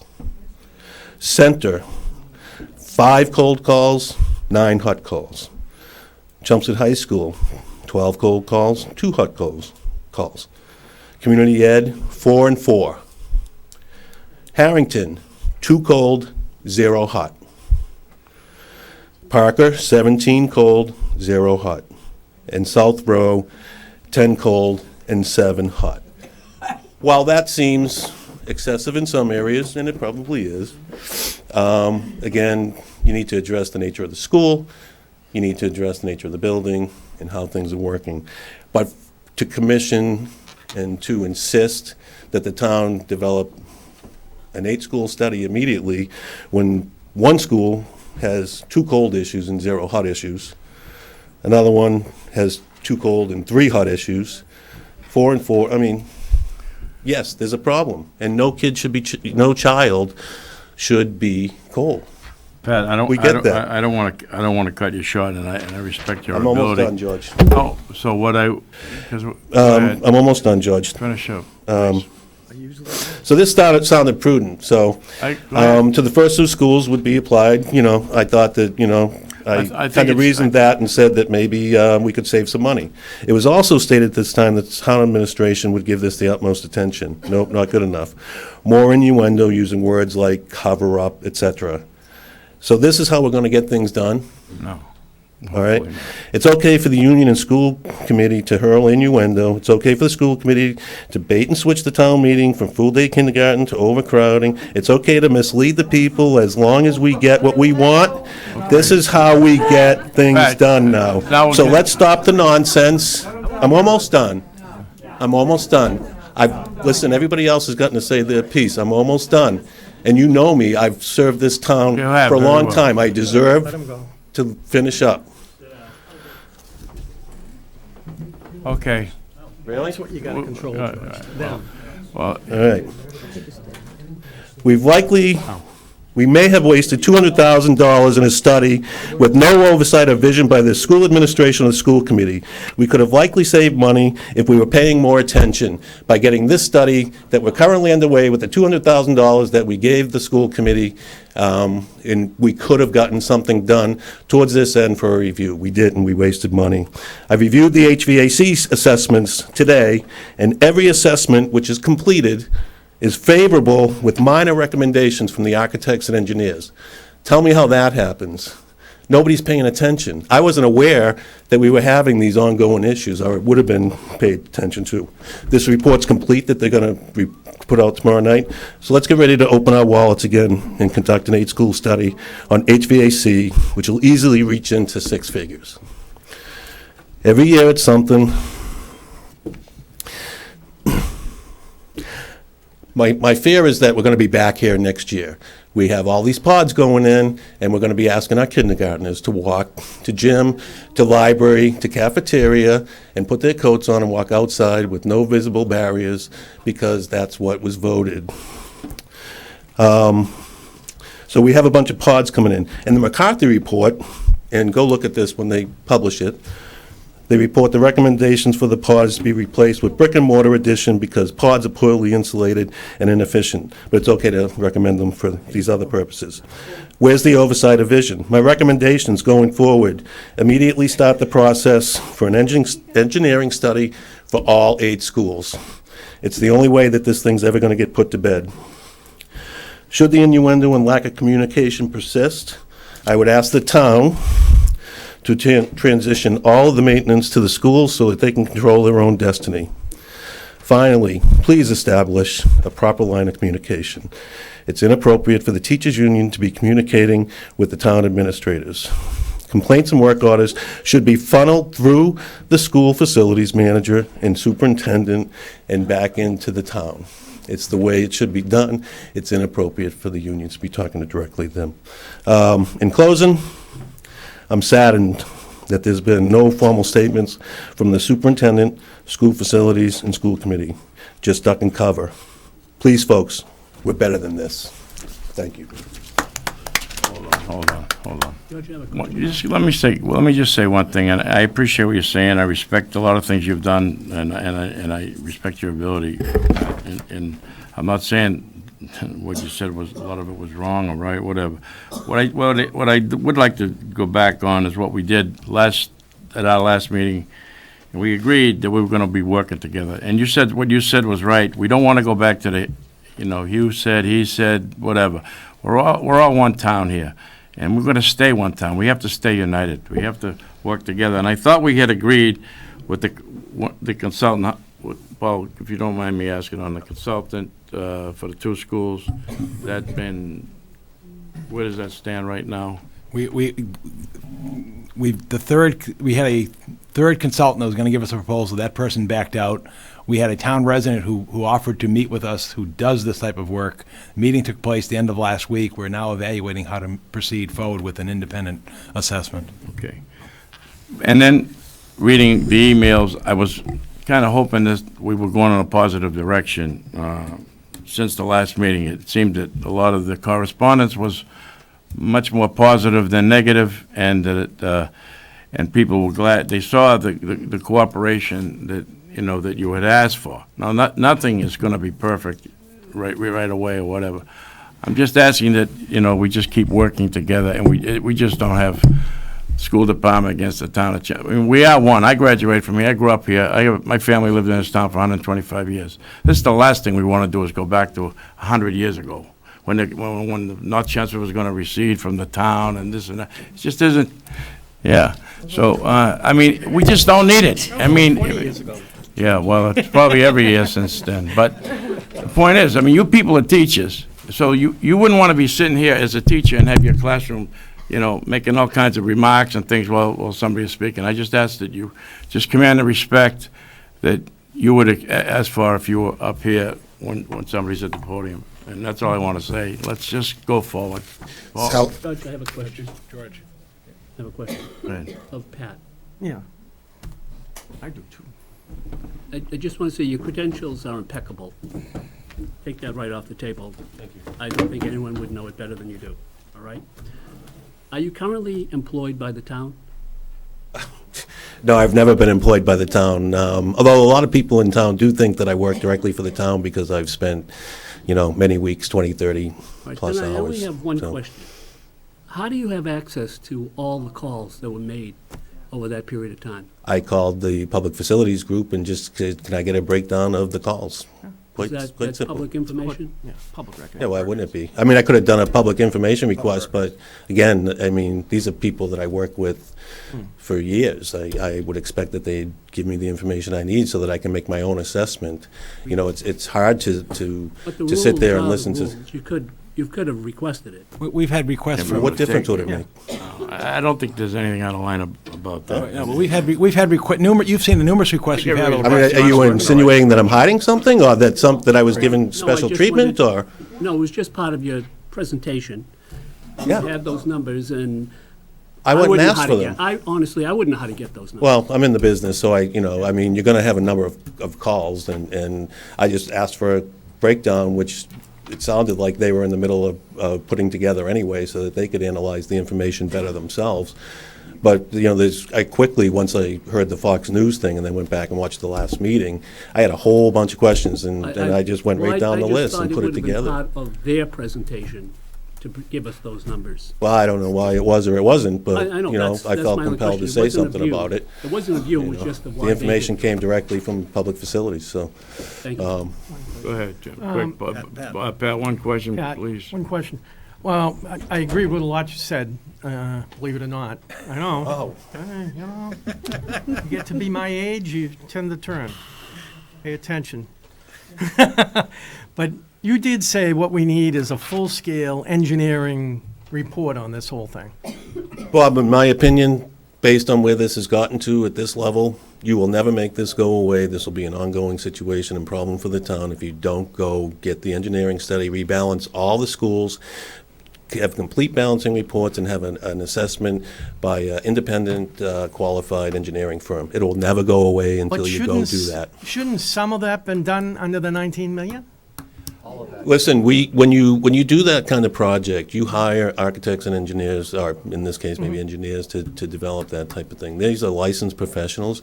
You have to assume that they've lived within the standard of care that's necessary to put forward the right project that will work, and so on. So whether, there might have been some poor engineering or not, we wouldn't know that. I mean, we're just taking a stamp set of plans and installing that. And again, I mentioned that, sometimes things get replaced along the way, fan here and a fan there, and, certain other Right. things. Yeah, and And you things go out of understand that, balance, yeah. and sometimes you gotta go back and reassess the whole envelope in the building. And again, it's more, my reasoning for that statement is really more that this will never go away if you don't go ahead and do that. Okay, thank you, Pat. Thank you. Sal? Sal Lupoli, 47 Grandview, also a member of the school committee. So Pat, with all due respect, I'm here because of leadership, okay? I don't represent the entire school committee, but you don't speak for me when you say the school committee is not doing it. I allowed you to speak. No, I allowed Okay. you to speak. Okay. You do not You can represent come the school committee. You do not represent me. Now, having said that, you should listen to what the other school committee members have to say. You heard from potentially one, now you'll hear from the balance of them. You'll certainly hear from me. So to make that kind of a statement that we don't care, or we're not in front of this, or I don't care, that's wrong. So let me speak first, sir. Please do.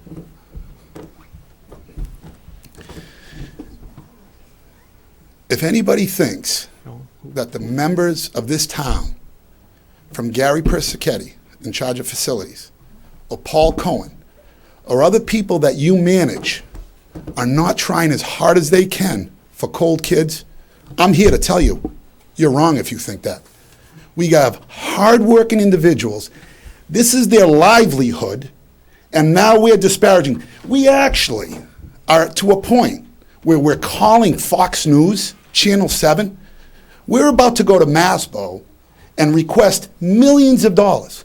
One of the things they're going to ask us is, does this town have their act together? And when we're calling for people to get fired, or we're making disparaging remarks like they don't care about children, here, let me just tell you what your town, what this board, what we have done as a community. I realize that we have invested $17.8 million in our school facility and technology and improvements from 2007 to 2017. This is now being proposed and not including FY18. $17.8 million does not include the $18 million from ESCO project, the $31 million for the secondary school project, or the center school renovation project. So listen, we have schools, and just to give you kind of a scale, the Prudential building is 850,000 square feet. You're trying to heat and cool and run what's equivalent to the Prudential building. So I have to tell you this. I immediately, and I can only speak for me as the school committee, as one of the leaders of the school committee. All I can tell you is this, is from early on, I've been in touch with Paul Cohen, I've met with Gary Persichetti, I spoke to Kathleen, and I've also spoke with John Souza. You know why? Do we have enough money? Are we not spending it? And you know what the answer I got? Everybody is trying their hardest for this problem. I'm here with no agenda. Imagine a school committee member is here, and my position why I ran was because I wanted to improve the schools. I wanted to make sure our kids are safe. But I'll tell you what's going on right now, we gotta figure this out as a community. We can't be letting other communities look at us like we don't have our act together. We have very competent people. You hire very competent people that I, as one person, am satisfied with their effort. Do I think we can improve it?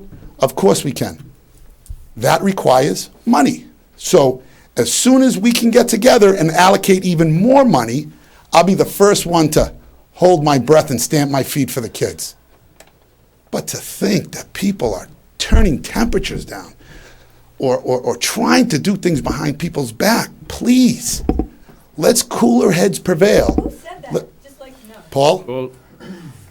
Has that been said? It's been, you can read it on Facebook net.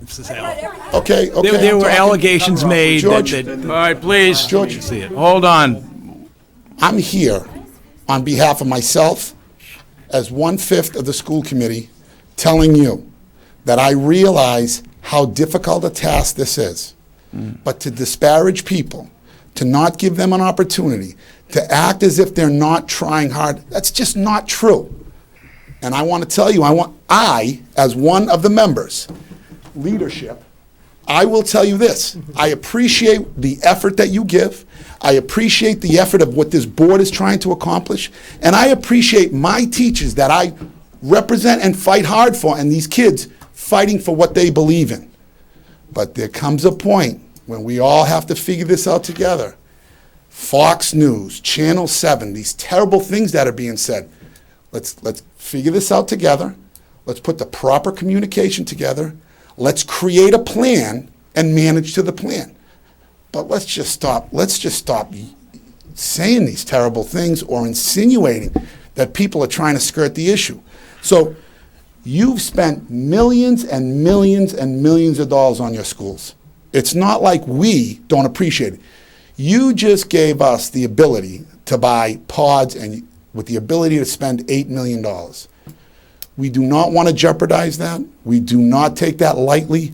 I take my job extremely seriously. I communicate with members of this board. I communicate with the town. We want to continue to work. We want to communicate with the teachers.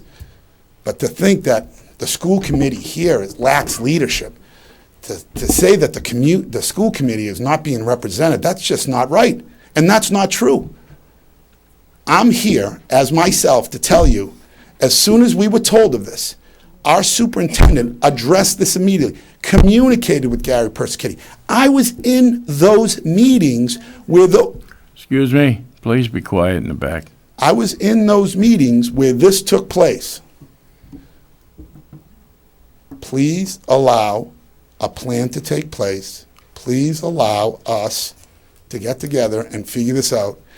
And before we make judgments of who's not doing their job or who is doing their job, let us put a plan in front of you and then manage to the plan.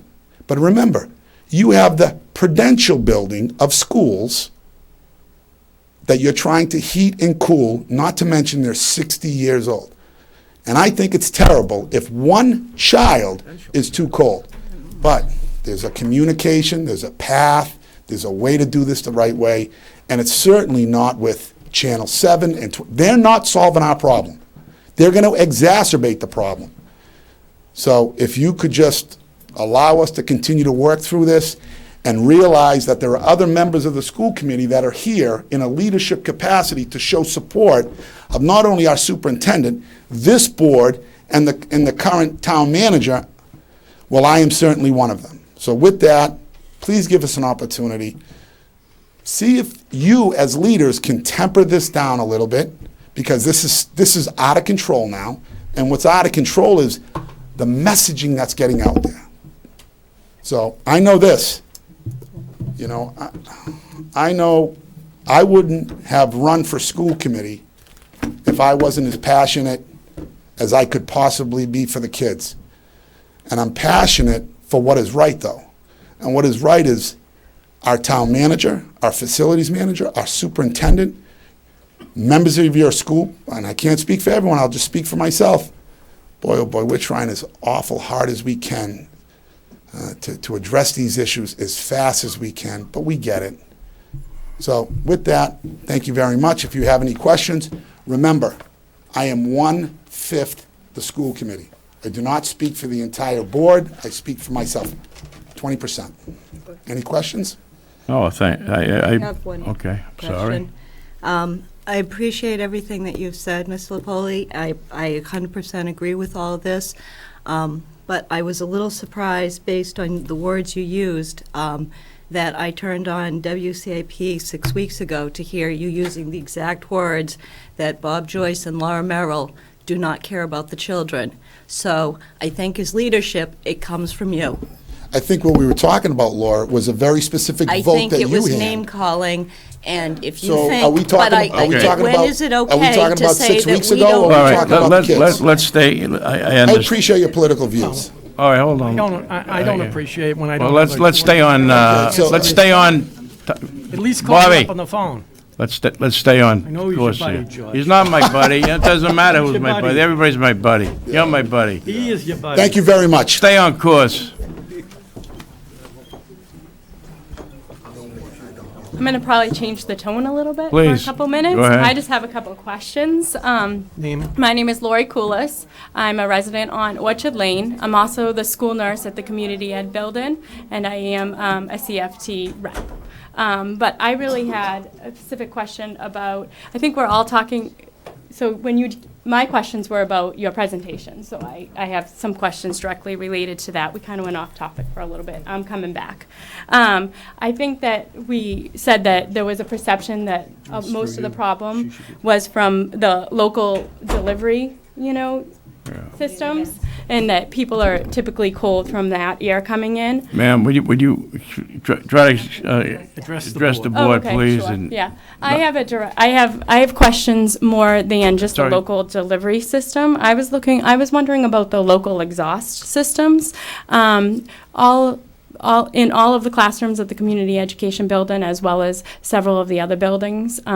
Yes, there's that overhead of the univent that we have all been talking about, of the fresh air coming in, and it blows cool air, or what people consider cool. It's cool. Cools the classroom down, brings fresh air in. There's also other events called the exhaust system vents, and those typically suck air up. In several of the classrooms, many of the classrooms of the Community Education Center, or many of the spaces of the Community Education Center, as well as maybe other schools, they're actually blowing outside cold air in. And so I see that as a little bit of part of the problem, and I'm wondering about how that's going to be addressed, and I'm wondering if those are supposed to be actually part of the system to bring fresh air through the classrooms, and if they're not working properly, what is happening to our fresh air, what is happening to the efficiency of our heating system, and so I was hoping they could address that. Kathleen? I did. Gary, you could probably address it too. I'll start. Thank you, Lori. So that's a component, the exhaust air in the buildings. At some of the buildings this last summer at Byam School, we replaced all the exhaust fans with new motors and put barometric dampers on them.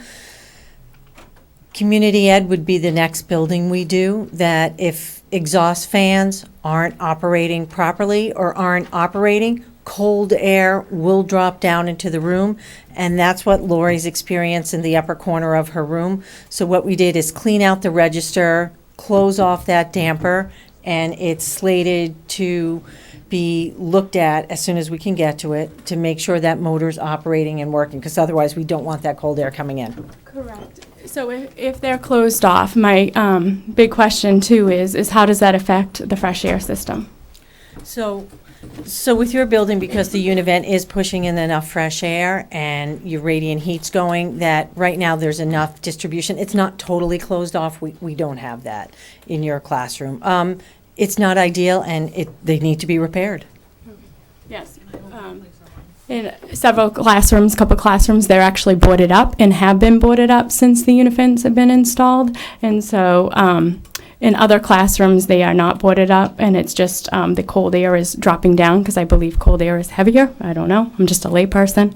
And I really feel that that is part of our problem, in that is some of the reason why some of the spaces feel so cold. I feel like when I'm talking to my colleagues and they say that their room is cold, I'll say to them, well, do you have another vent that is blowing cold air out versus sucking up? And I believe that they say, yes. So my question is how are those all monitored throughout the schools on your computer system? Do they show up? Yes, the exhaust fans do show up. They're on schedules. So they turn on at about in the morning when the students come in, and they go off in the afternoon when people leave. And we see them on the energy management. For most schools, they're on two different banks. They're considered east-west. For bigger schools, we have them broken out into bathrooms, cafeterias, etc. So we can see those on a schedule. So if they malfunction, who is able to see that they malfunction? Is there somebody up on the roofs checking them, inspecting them? I know that some school districts do that. Yes. So we monitor them on the energy management system, and we can see, Christopher is quick at picking it up, fan failures or just no communication. So that's something that happens. And then that definitely turns into a work order. I'm familiar with Lori's situation at that school, and it's something that is on the list, and it does need to be serviced and repaired. Perfect. And I just feel that that's part of a problem in some of the buildings, and that is causing a lot of possibility of cold air, as well as the fresh air not to be going the way that it should be. And so I was just looking at the inefficiencies of that, and I was hoping that that could be addressed. That's why I was hoping it was part of your presentation, and since it wasn't, I wanted to address that. Thank you. Thank you. Hi, my name is Sandy Day. I'm at 819 Wellman Ave. I'm a teacher at Parker Middle School. A couple of things. I do think it's important that we stay one town. We're not one town divided into sections. So although we've had different parts of the discussion, I think it's very important that we remain one, and that's the only way that we can do the best by all our children of Chelmsford. It's not the children divided up. That's one thing. Another thing is that I feel as a professional working in this town, we should be treated and respected as such, and I don't feel as though we should be spoken to in a condescending way, saying that we might be feeling these feelings of coldness. Cold is cold. And I think we can agree that if you were working in an office and you felt cold, you would go over and turn it up. We don't have that ability, and we rely on the town to make sure that we're not cold and our children aren't cold that we're teaching. Our job is also one that we're very busy, and to say that there should be practice in place to make sure that we're connecting with school dude and help desk and everything else that we're supposed to do. We're actually rather busy with our children all day. So that's another aspect that kind of takes precedent, which I think we should all be happy about. The thing that I am most concerned about is the fact that, and I've heard all of the presentations, but I have, and I've never stated this publicly, but I have an issue that required me to have a letter present that said my doctor requires me to have a certain temperature in my classroom. Why is it that without a doubt they are able to keep my classroom at the temperature that it needs to be? Not the temperature that they don't tell me, oh, well, you must be feeling it wrong, as they were trying to state earlier. But they're able to, with their little flick of a switch, whatever they're doing behind the scenes, fix it immediately. If they can fix my classroom immediately, then they can fix it immediately for all the other freezing cold classrooms. And I have a big problem with that, because it tells me that there's a lot of money being tried to not be spent. And that's what I think is. I have a right to speak, Mr. Cohen. It's very upsetting to hear that. Basically, you're saying I'm too cheap to spend the money to keep the kids warm. No, saying. basically, I have the right to speak. You asked me why I get upset. It's because you basically have said right now that the reason it's not being done is because we're trying to save money. Yes. Okay. That upsets me. I have a right to be upset. I have a right to be upset that that's what I think is happening. I didn't interrupt you. I didn't say Well, a word. you kind of made a big fuss, and you had a little bit of I a. was stunned. by what I Well, so that was interrupting. Okay, ma'am, you continue, please. Thank you. I appreciate it. For whatever reason, and I don't know. I don't know if it was when the contract was originally signed, when I don't know. I know there's a lot of money issues. I don't know what they are. I'll be honest. I know we have issues. I know that there are other things involved. I know that you men and women do a great job at what you do. We do a great job at what we do. And all we want to do is do it in a comfortable. We're not looking to be in this awesome, we just want comfort. And believe me when I tell you, we would not be bothering you. We have far more important and better things to do with our time than to be it's here. shown in the past, because there's nothing when the schools have exams and tests and how they match up against other towns. Chelmsford's always on top. So obviously the teachers do a good job. And we love what we do. We just want to do it in a comfortable place. Right. And more than that, we don't want our children. Nobody does, ma'am, and I'm sure the people that are working on it don't want it that way as well. And as we said the last 2 weeks ago, we got this study coming up, and hopefully we're gonna come to. My point is, is there a real need for a study? That's my point. Absolutely. My point is, if they're able to make it for my classroom, think about it. I understand what you're Why saying. are we wasting money on a study when we really know that they're able to go in room by room and make it warmer? If everyone had a letter like I did, it would all be fixed. I can't say that's true, and I can't say it's Dixon, not could true. we It please would ask- be. Could we please have Kathleen Canavan address Could you that charge? please, Kathleen? Because In the particular room. I'll let Gary, whomever, please. They're all different problems.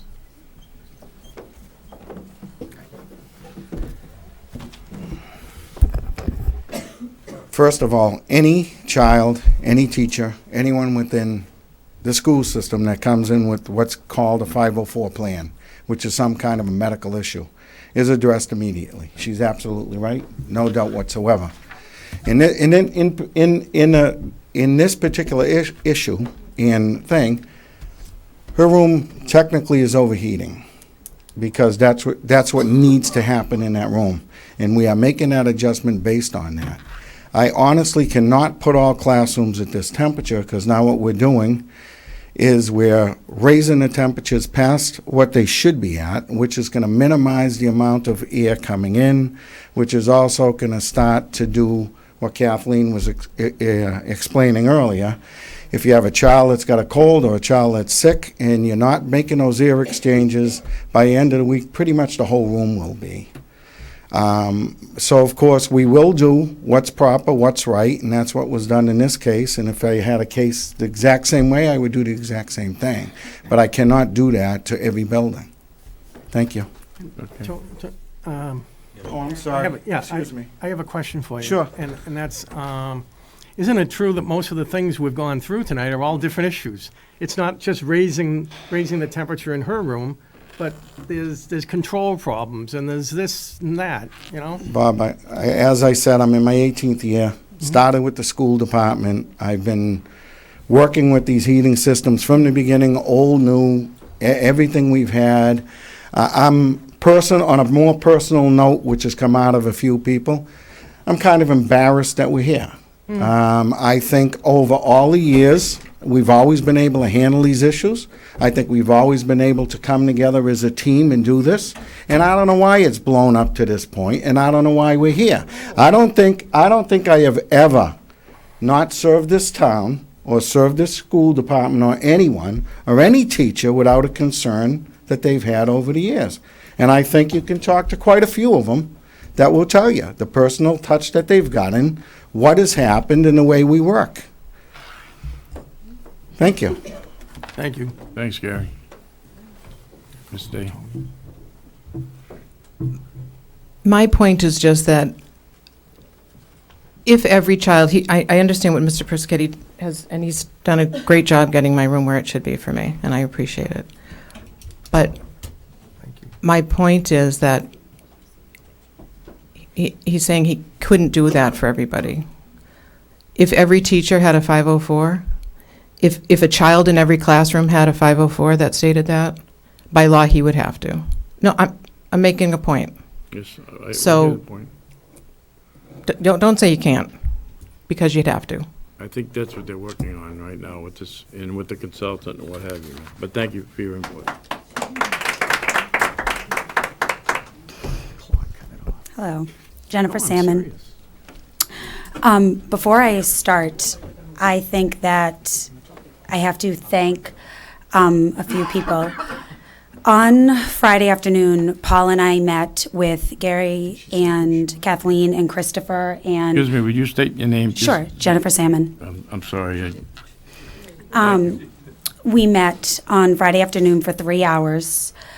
Jay, Brian, Christopher, Kathleen, Gary, Paul, and members of the executive board to further discuss this. Do I think this is a heated conversation? Obviously. Do I think that this has been going on for years under different circumstances? It has. Because I'm going to ask that if you are in this room and you are impacted at any point because of the lack of heat, to please stand up. Okay, all right.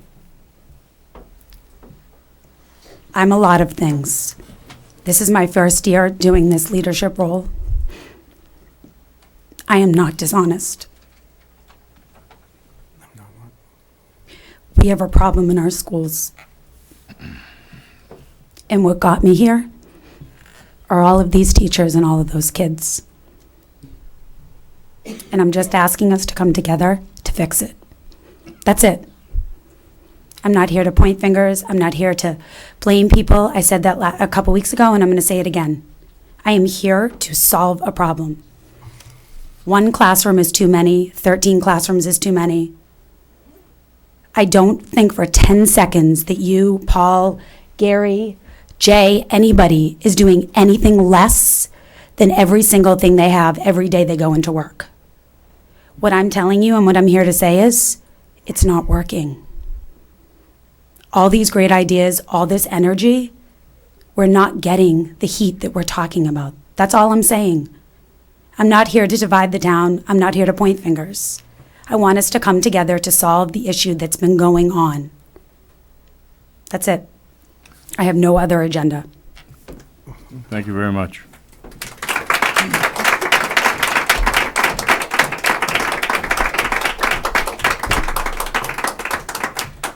John Moses, 49 Parkerville Road, also Chelmsford School Committee. And Pat's not here, so let him know that I'm here. But also, besides being on the school committee, my daughter, who's 6 years old, goes to Byham Elementary, and so do all of her friends, and so do most of the people in my social circle, most of the people that I deal with day to day. I'm also the PTO liaison there and the PTO liaison at South Row. What I really came here to say was I was completely on board, and I think Jen and I had a pleasant disagreement today about kind of the way this needs to work. We've gotten to the point where on social media and out in the streets, people have been calling for people like Paul Cohen to be fired, people like Jay to be fired, Gary, Kathleen. I've heard about can't wait for the elections. And I watch these things because I actually watch Open News and I watch Chelmsford News all the time to keep my finger on the pulse. The point here being is that at some point we have to draw the line and figure out what's good, because things are going to break. The heating systems are going to break. The cooling systems and the modulars might break. Things break. Big, complicated systems will eventually fail. So where is the line? So is it 3 cold calls for a day? What we can't have is people going outside the system. I'm really here to support the process. And when you email bomb Kathleen, and she's getting 18 emails, you're not using your tickets. And when you're trying to solve problems and you're trying to prioritize things, you use a ticket system. I have 5,000 customers all over the country, and my ticket system's on my phone. If you send me an email, your problem doesn't get fixed. So I know there's been a lot of chatter in the back and a lot of snide comments. I've been sitting over here. What the ticket system is, I have no idea what it is for Chelmsford. That's what I was. It's called School Dude. But we can't put into it. We don't have access to it. Well, here's my point. My point is there's a process. And if you don't want to use the process and you want to go on social media and you want to bash everybody in the town and you want to bash the school committee and you want to bash the town manager and you want to bash Jay and everybody else, I got to tell you that's not the way to fix it. If you want to email bomb people and send hundreds of emails directly to the single person that's trying to fix your problem, all you were doing is hindering progress. Maybe you're talking to the wrong people because we weren't the ones doing that. Sorry. Okay, well, it's all public information, so you can go. I mean, you can get it. You can do an information request. My point is, I think we need to have the assessment. We get the assessment done. Yes, it's going to cost money, but it's going to solve the problem. But where is the line where we're going to stop protesting on Facebook and we're going to stop protesting in a room, blindsiding the town manager who had to be warned that the union was coming?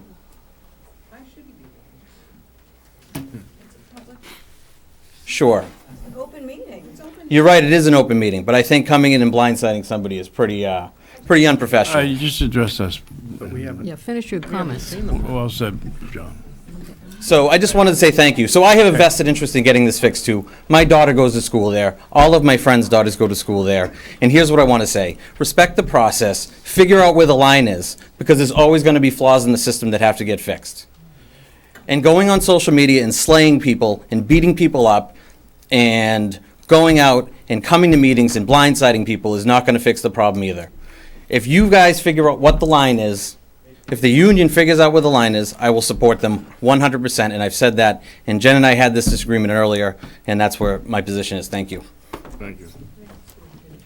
Hi, I'm Donna Omalbono. I was Eric's teacher in 2nd grade. And I live on 7 Crabapple Lane. I will keep this short and sweet. I think everyone here is probably here for the best reasons. You were in my classroom, I think, over a week ago. I've had Barbara Scar in my classroom. I've had multiple people in there. Long story short, you can tell me my classroom feels cold.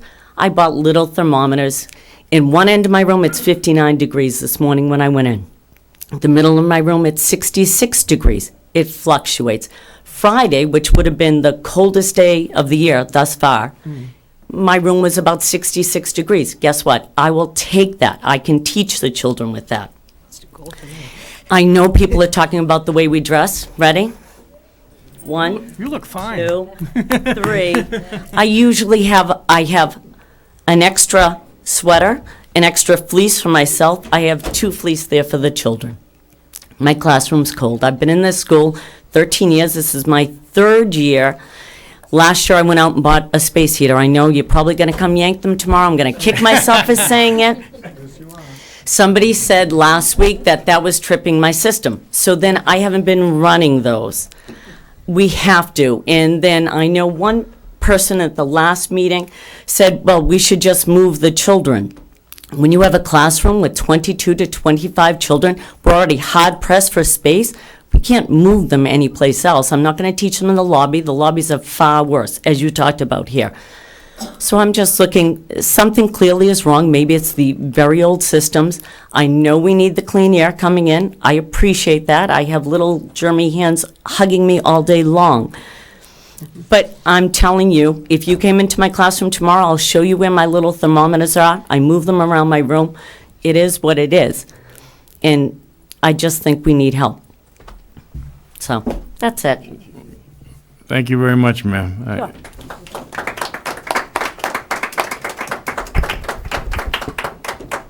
Al Thomas, Chairman of the School Committee and Precinct 5 Rep. My address is 374 Littleton Road. It's got the 2 big snowmen in front.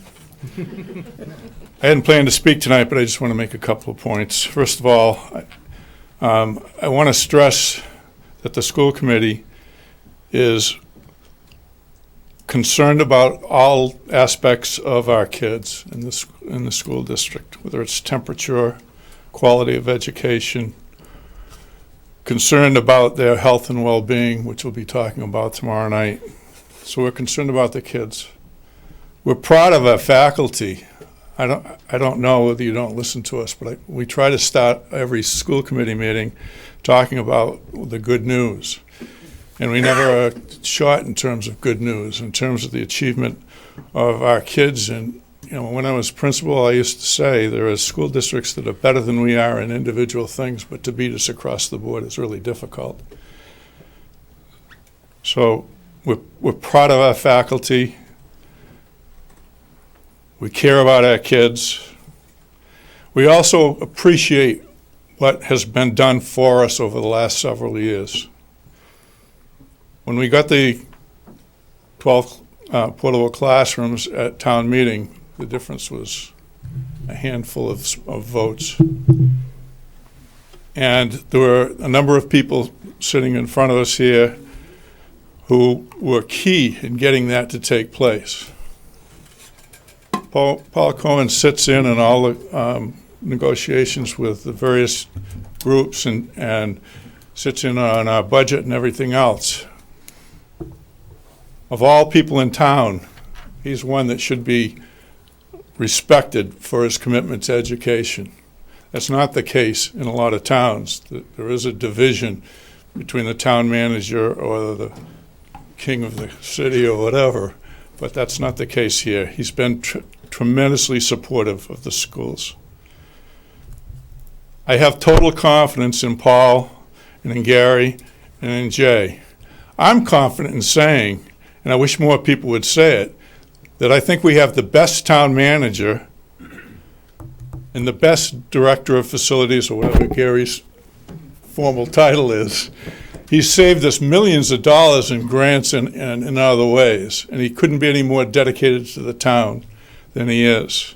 And in terms of Jay, when we went out and got him, we were told, as you've heard before, that he was the best candidate in eastern Massachusetts that was available, and he's proving that day after day. I've never heard anybody ask him a question or say anything to him where he wasn't knowledgeable and could provide the answer. So I want to just say that I have, and I think a number of people who really know what's going on have total confidence in the leadership that those people are providing. Another thing that I just want to close with, as soon as this situation started to evolve, particularly when the media became involved, I went and met with Jay and Paul, but I had to wait for them because they were already over at Byham. the people in these positions haven't been sitting behind a desk in their quote-unquote warm office. I don't know whether offices are warm or not. It really doesn't matter. They haven't been there much lately. They've been out in the schools. So they've been trying to deal with the situation the best way they can. The people underneath them have been trying to deal with it the best way they can. I know there's been frustration. I understand. I was in cold and hot classrooms for a long time. I understand all of that. And so we're going to try to do the best we can, whether it's the school committee or the town manager or other people who can help you. Thank you very much. Thank you, Al. Hi, my name is Erica Arrington. I am the treasurer of the Chelmsford Federation of Teachers. I'm also a resident. I live at 38 Lovett Lane. I have a senior and I have a second grader in the schools at the moment. So first I would like to address you as a parent, which is to say that my second grader is in Mrs. Omabono's very cold classroom. And on a daily basis, he will wear numerous sweaters and outerwear and come home and say, "Mommy, it's so cold." I shouldn't have to hear that from my 8-year-old. Okay. On behalf of the Chelmsford Federation of Teachers, like I said, I am on the executive board, I am the treasurer. And there are a few things that I want to say. First off, I want to quash any rumor that we've asked for anyone's job. We have not suggested or even said the words that any of the individuals listed should lose their jobs. We had a very productive meeting with Mr. Cohen and many other members from the town on Friday. So I don't know where those rumors are coming from, and if they're on Facebook, it's Facebook. I mean, let's start there. It's Facebook. Our intent was not to blindside the town manager 2 weeks ago. Okay, early in October, we met with the school committee in executive session, and we addressed many of the same concerns that we brought to Mr. Cohen. Last year, the union filed 8 grievances regarding the heat. This is not a new topic. There was no blindsiding intended. So if the town or individuals feel that way, again, that was not our intent. On Friday, one of the things that we discussed was the process, and Kathleen is correct. We've had many meetings. She listened. We spent a lot of time. Mine is the infamous room 317. I spent all of last winter without heat. My room was about 62 degrees. I have no windows. I have no univent. It's clearly a different problem. This year, my room hovers around 67, 68. It's a much happier place. There are many flaws in the system. We have this system. We keep calling it that. The teachers can't enter information into School Dude. We don't have accounts. The School Dude information that is entered is filtered. Teachers they email a custodian. If the custodian is sitting at their desk and they see the email, they come to their rooms and they look. It could be hours, it could be an hour, it could be 2 hours. It depends on what building you're in and what time of day it is. The custodians come and they measure. And then there's that, piece of, does it feel cold versus what does the thermometer say and where in the room are you and what time of day is it? And if the custodian doesn't believe that the room is too cold, it doesn't get put into School Dude. And that teacher still feels cold, or the room still feels cold, or you still have a classroom full of kids cold. So there are major flaws. We talked about this process and how it doesn't close. We talked about the nurse's office and how Gary Persichetti spent many days there. He did. And at the end of the process, the teachers are supposed to be asked, did this work? We're not. We're never asked that. The assumption is it's fixed.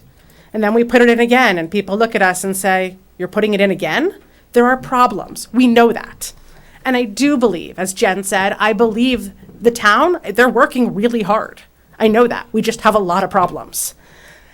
It's not personal. Jen doesn't stand here. I don't stay here. Other individuals don't stand here and say to you, this is because my room is cold. This has nothing to do with me. This is the teachers and the students. They're cold. If my house was cold, I would make it warmer. If my kids weren't comfortable, I would fix it. It's about the students. It's not about me. It's not about individual teachers. My daughter's fine. Go to the mine. Okay, Jeff. Oh, you guys all get the snicker back. Well, we're gonna close this off pretty soon anyway, but we just can't have this going on in the back, please. I also would like to say we did not go to the media. The media came to us after watching it on Facebook and YouTube. Everyone keeps referring to Channel 7. Channel 7 called us. We didn't call them back. So I don't know what this report is. We have not spoken with Channel 7. We did not return their call. I was with Jen when they called her. She didn't call the woman back. I don't know if the Channel 7 called the town, but there has been no report done, and yet everyone seems to know about Channel 7. We didn't call them. We didn't call anyone. We've spoken with Alana Melanson at The Sun. She called us after she was here. That's it. I know that people are working. I mean, it's cold. Thank you.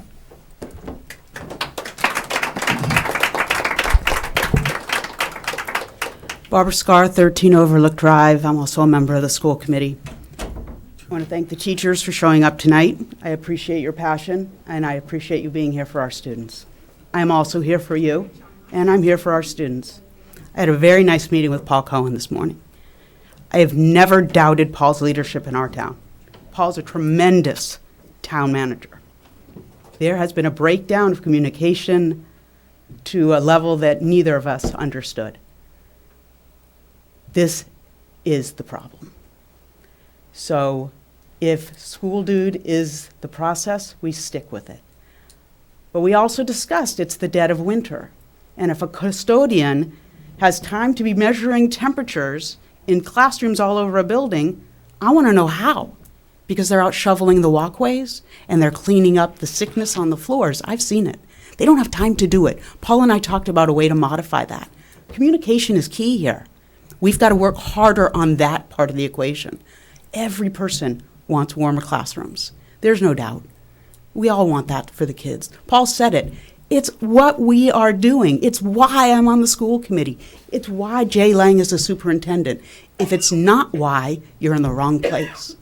So please, understand we have a process and we need to stick with it. I appreciate every one of you coming in tonight. I know you had to get babysitters. You're the cream of the crop. Thanks. Barbara? Yes, sir. Question for you, Barbara. Yes, sir. Why aren't school personnel on School Dude? Or at least the vice principals and maybe even the custodian? Okay, so the way the process was worked out, and I believe it was at the request of the CFT, they were on top of this from the beginning of June. They requested a meeting with Kathleen and Christopher to talk about process, because there really wasn't one before that. Okay. So we're in year 3 of a system that just has a process. So it was decided, because we now have dedicated custodians, this would not have worked when Aramark was in place. So now we have dedicated custodians in every building. They should be the point person. But unfortunately, we're getting into the winter when they're responsible for a lot more than they might normally be. All right. So we need to think of a way where communication can be improved. Well, if you had a vice principal that The middle schools do. was also on it, Yeah. then he could see if the custodian is too busy, and You'd hope so. yeah, you would hope so. Yeah. My big question is, everybody's denying talking to Channel 7 and 5. I saw the email that Fox News sent to Jen. Yeah. What they do is they troll Facebook. Alana Melanson's told me, I saw the story on Facebook. You want to make a comment? Right. I don't make comments. They troll Facebook.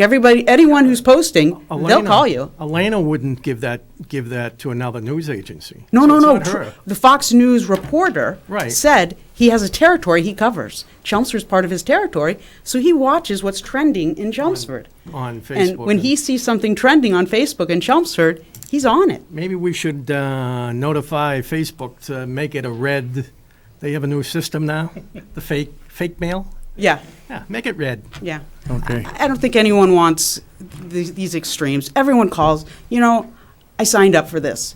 You want to yell at me, you want to attack me, I signed up for it. But I also signed up for these people. So let's keep things in perspective. Take care, Barbara. Thank you very much. John Salmon, I live at 3 Marinell Ave, and Jennifer is my wife, just so everyone knows. So I had a couple questions about School Dude. I work in a school myself. We use School Dude. And I'm not sure what the process was in terms of why it goes to custodians and teachers aren't able to enter it themselves. I'm not sure who that would be, Gary or someone else would answer that. Like, how did we come to that process that it goes to custodians? We don't, let me make this clear, that neither Gary nor Kathleen nor I nor Christopher administer or oversee school personnel.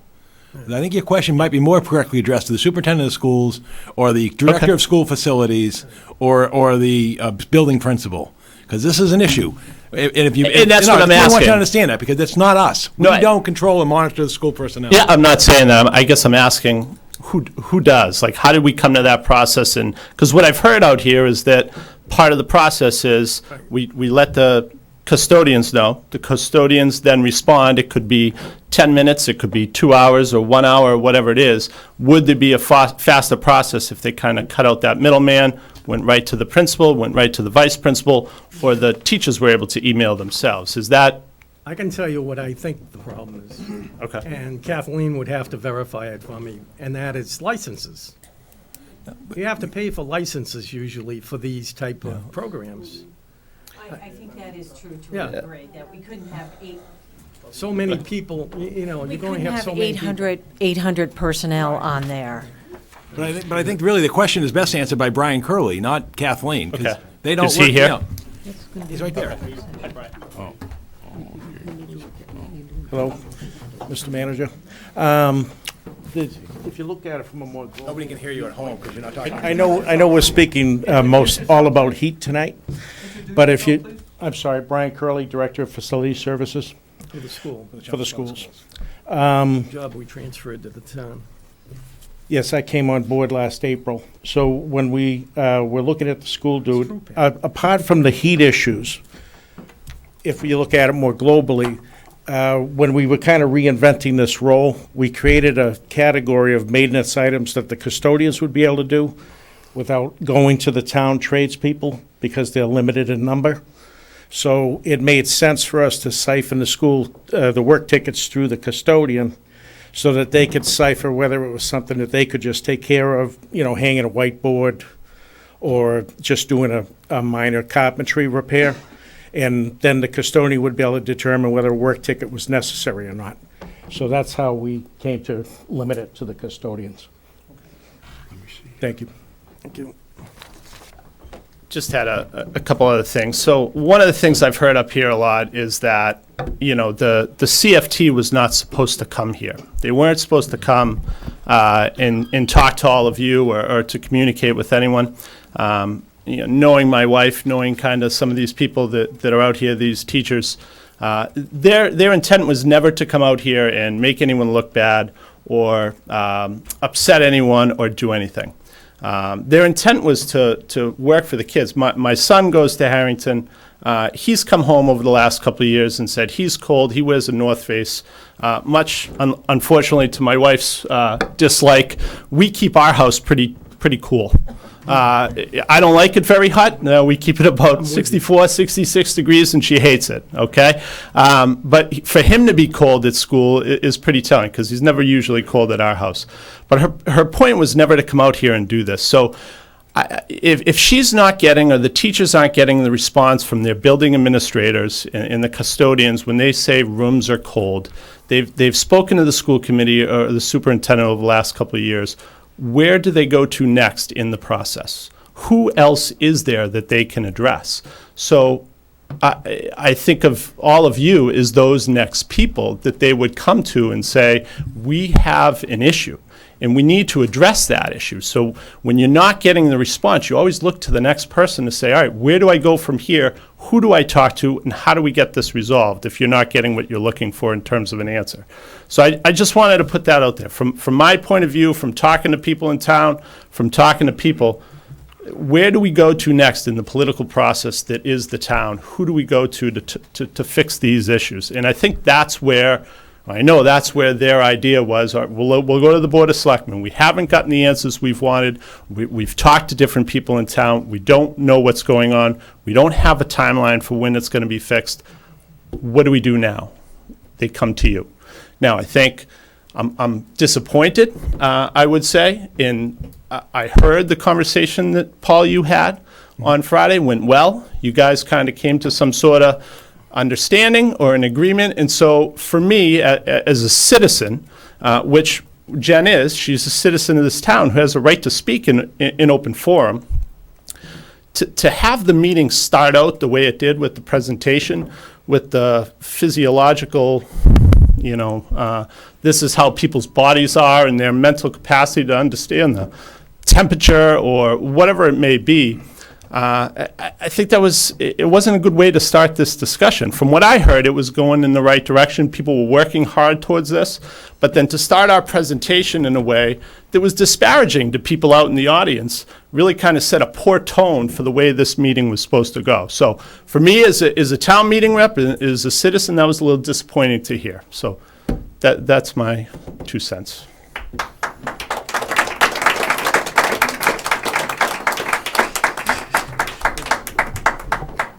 Thank you, and I'll be brief. Jay Lang, the superintendent, and I didn't come with any prepared comments tonight. I was really here more to just support people and to hear the presentation that was coming before you this evening. A couple of things, and I know Pat's not here any longer, but one thing that did bother me that he brought up was the fact, where's the school committee, where is the superintendent in this? If for a second people don't think that we take these issues seriously, they're sadly mistaken. As in my year and a half that I've been here, heating concerns in the buildings, have been a constant. I think one of the issues that's very frustrating, I think, for myself and I think for all involved, is that it's not one particular issue that you can point to and you can just go and correct. And on any given day, and again, this is the frustrating part, you can have a different classroom that's hot or a different classroom that's cold. And, if I for a second didn't think that, Paul and Kathleen and Gary were taking these issues seriously, I'd be on the street corner yelling. I'd be, in front of the school committee at the Board of Selectmen. I am taking these issues seriously, as I do think Paul and the town is taking seriously. So for a second, I don't want people to think that. A significant amount of my work is really more, behind the scenes, trying to actually, work with Paul, work with Gary and Kathleen and try to resolve some of these issues. They are issues. I think this is the first year when someone talks about process, and John, we even talked about process a few seconds ago. There hadn't been one prior to going into this heating season. So there was a significant amount of work that took place over the summer to even agree with what a process would be. We're barely a month and a half into the heating season, and if there are tweaks to the process that need to occur, they certainly can. And I think I thought, to be honest with you, Friday afternoon's meeting was pretty productive, everyone getting together and kind of putting it on the table where we are at this point. If we need to make a tweak to a process, to a form, to something in School Dude, that's within our power, and we can do that. And I think we're going to be better if we all get together and actually agree on what those tweaks and modifications need to be. We have that ability, and if for a second I didn't think that we did, I'd be before you saying we need to take another step. But that is what is occurring. We take these issues very seriously. The other thing that I want to put out there, kind of a misnomer to clear up if it is at all, and I think Paul would say the same. This is not about money. If there's a physical, mechanical breakdown in a building, Paul and DPW, have said, and I've said the same thing, we pay for the heat within the school department budget, the actual utility. If the heating budget goes over because the classrooms are high or we need an extra heat, I will find the money somewhere for that. This is not a dollars and cents type decision. If there's a broken part in a school, there's a mechanical malfunction, even if we're over budget, Paul is going to get the item fixed, and we're going to figure out a way to how to pay for that. So this is not a money savings really strategy or scheme on either one of us. I think it's a matter of putting a process in place that we can all agree to, going back and revisiting it. If something is wrong, we need to acknowledge that, and we need to go and correct it, and we then need to go forward. But I do think we need these metrics, we need these measurements to figure out if we're going on the right track. Again, I didn't have a big prepared statement, but I just want to, validate the concerns of the teachers that are here this evening. No one thinks for a second you're making it up, that you feel cold in buildings. I certainly don't. The administration doesn't. We take this very seriously. I think it is just a matter of actually working through these issues and problems, trying to log these and use whatever system we can agree on. But I don't want you personally leaving here tonight feeling that you have to try to validate yourselves. I don't think anyone was trying to say that you don't feel cold or you haven't reported these issues. And I want you to know from my perspective, and I know Paul's committed to this, and Gary, Kathleen, and Brian as well, we will work through these issues. It's not just a quick one-time fix for one particular room and then we can move on. It's it's a little bit hit or miss, but I do believe there is a significant amount of time and effort that's going into this. And, you know, as a community, we will come together and solve this problem. So thank you very much for your time this evening. Thank you. Thank you.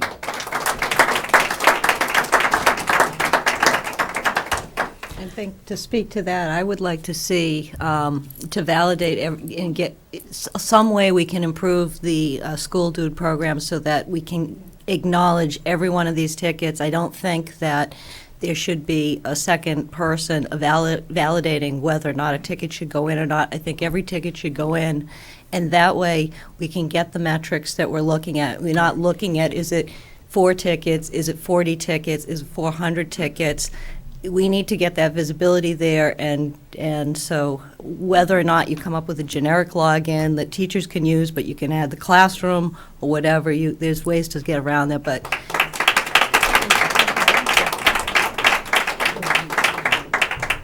Hi, my name is Pungodi Velayudam, 4 Clara Way. I have a junior in high school, a 7th grader at Parker, and a 2nd grader at Byam. My junior in high school, she goes in wearing a t-shirt, a sweater on top, a fleece, and then a jacket on top. Because she says, you know, it changes. One class, I cannot even breathe in a t-shirt.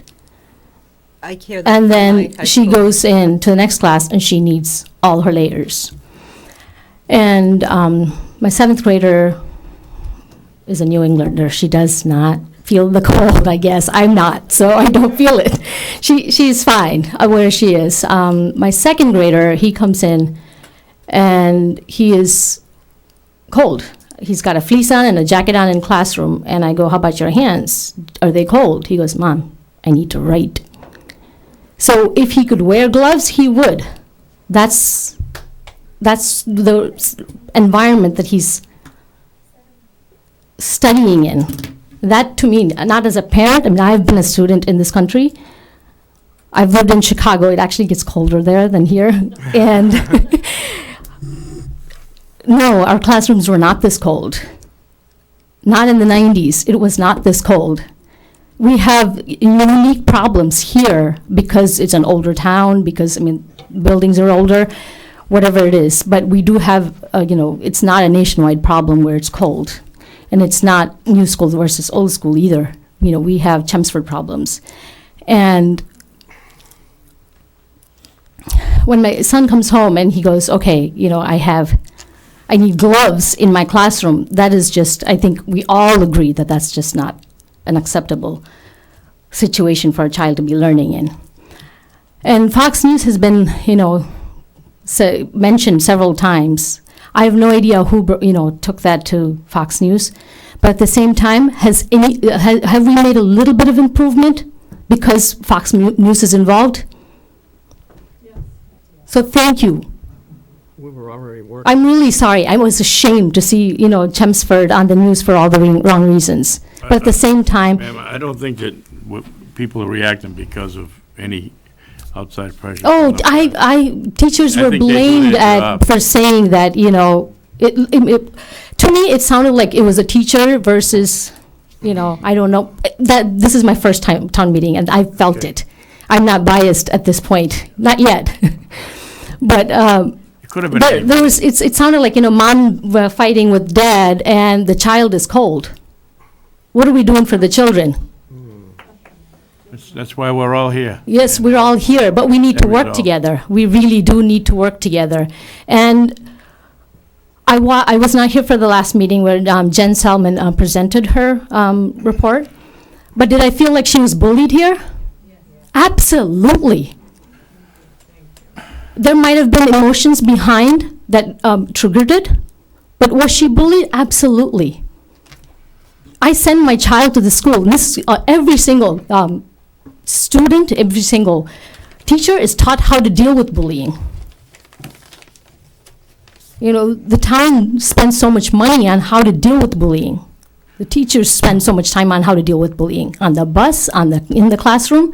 And here, as adults, I feel like a woman was bullied here, right in this room. Wow. And that is completely unacceptable. Okay, I appreciate what you're saying, ma'am. Things are getting emotional all the time, and and we're gonna stop it. We've agreed to all go forward and work together, and Yes, but I mean, if a child was bullied, do we need to rectify the situation before we move on? I think we're all ready to move on. That's, I think- Was the I think- person who was bullied ready to move on? I mean, do we owe her an apology? I will apologize to her.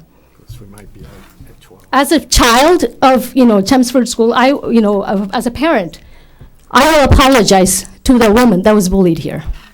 Union president. That would be appreciated. Has nothing to do with this disagreement. She is a parent here. I'm a parent here. I will apologize to her for Okay, this ma'am. town. You have Thank it. you. Thank you very much.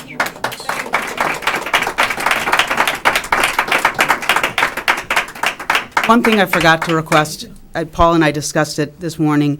We appreciate you listening to these. I think it's agreed that maybe this was inevitable, that it would show up here. From the viewpoint of the teachers, I can understand why they're here. What I'm going to ask is, we're going to carry this conversation on in front of the school committee from now on. That's where it properly should be. So I'll see you on Tuesday nights. Thank you. Thank you, everybody else, for contributing, and hopefully we're going forward and things are gonna be rectified. Thank you. Okay, we're going, with, town manager reports, please. You wanna, Want to take a moment to let everybody exit out of the room? yeah, I was just gonna say, wait a couple minutes. I know you do. You deserve it. It was nice to meet you. Thank you very Didn't much. help it. Kept saying that. I have you in the back of my head. You owe it to your children to be a mother of a home. And this one, the last lady.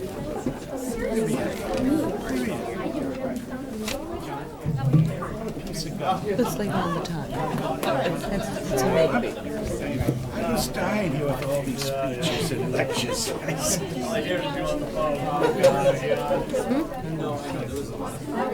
want to hear about the dog. Yeah, I got it. Don't get me started. It's kind of lost because this is on the backside.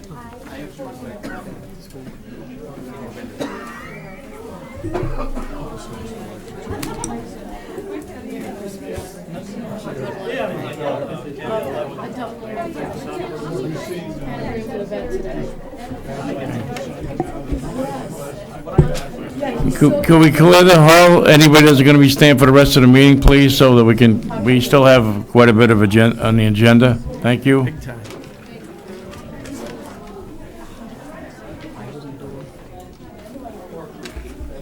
Gary, would you close that door, please? Well, Gary or Gary? Thank you. Gary and Gary over. Yeah, let Gary do it. Gary squared.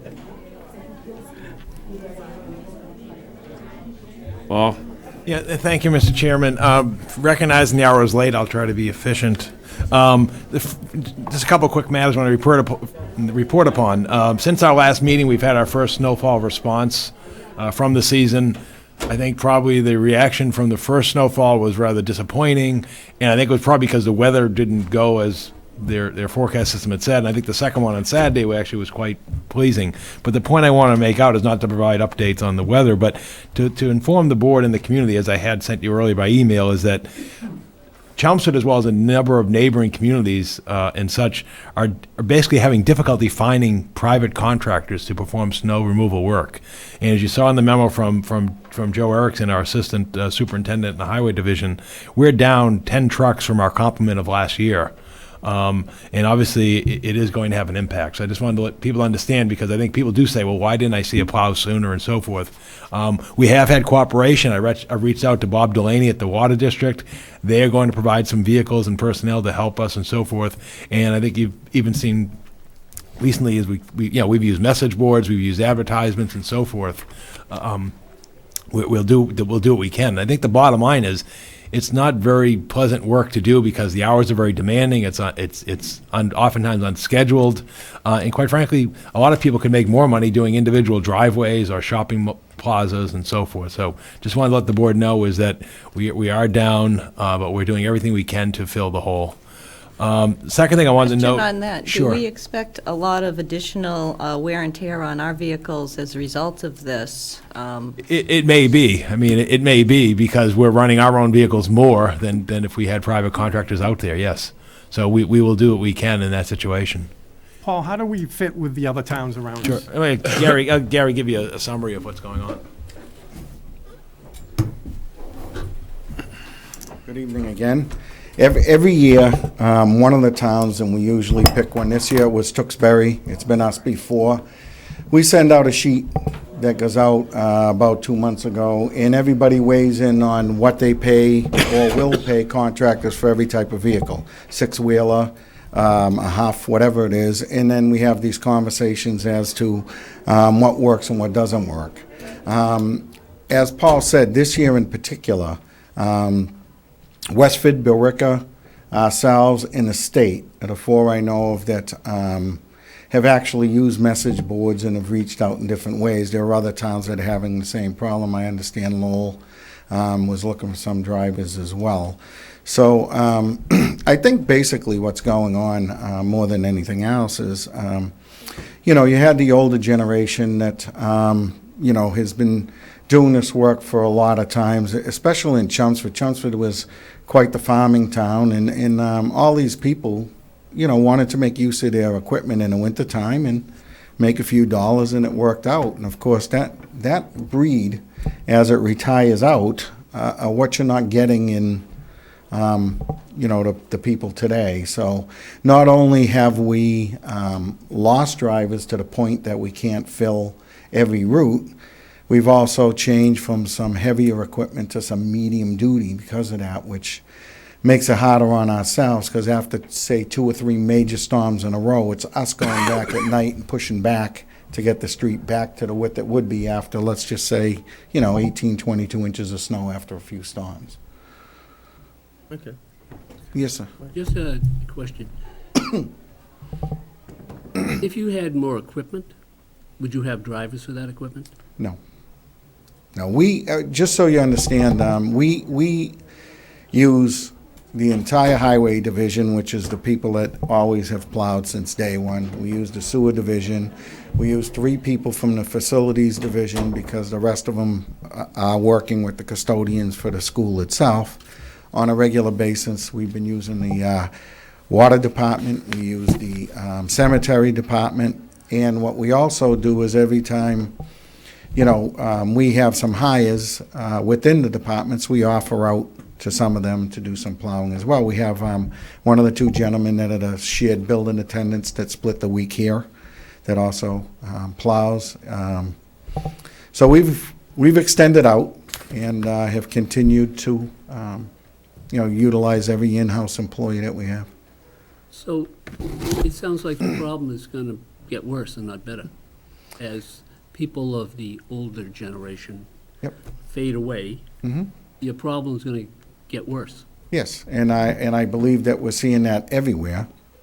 And the issue is we're all trying to figure out a way to solve it. I mean, we've done things of $100 early signing bonus for a period of time. That doesn't even work. The other thing that's going to make it worse is when with this stormwater management program coming in, which you'll hear about next month, we'll probably be going to pre-treatment of roads, which will have us out even earlier. Right. You often see it now. You go on the highway and you'll see they're out salting before the snow, anything's even happened, because they're getting that pre-treatment down. That's probably where we're headed as a community a year from now. And so that's only going to, like I say, contribute to the concern because now they're starting earlier than you would be if you're just throwing sand on some, snow and ice that's on the road as it's falling. What about capability? Can you utilize pickup trucks with plows? Or We does do. it have to be a bigger? No, we use pickup you truck use with pickup plows, trucks yeah. with There's streets, as you know, around the ponds and stuff that we can't get more than a 1 ton. Yeah, okay. That you're not going to get down there anyway, so yes, we do. That's good. So I guess, on a side note, sidewalk plowing then is going to fall very low on the list. No, Or is sidewalk plowing, other than the first day, which is related to schools, is always done after the streets are completed. So, and as I've explained before, we have basically 5 days in a row if we were to go from day 1 to day 5 and get the sidewalks that we regularly do. The problem we have, like 2 years ago, was every time you throw in another major storm, we're automatically going back to day 1 because the schools are the most important. So if you were day 3 and we're back to day 1, you're more like day 5. Okay. In that particular instance. If there's a storm and then 6 days of no storm, then it continues in its 1 through 5 scenario. Great.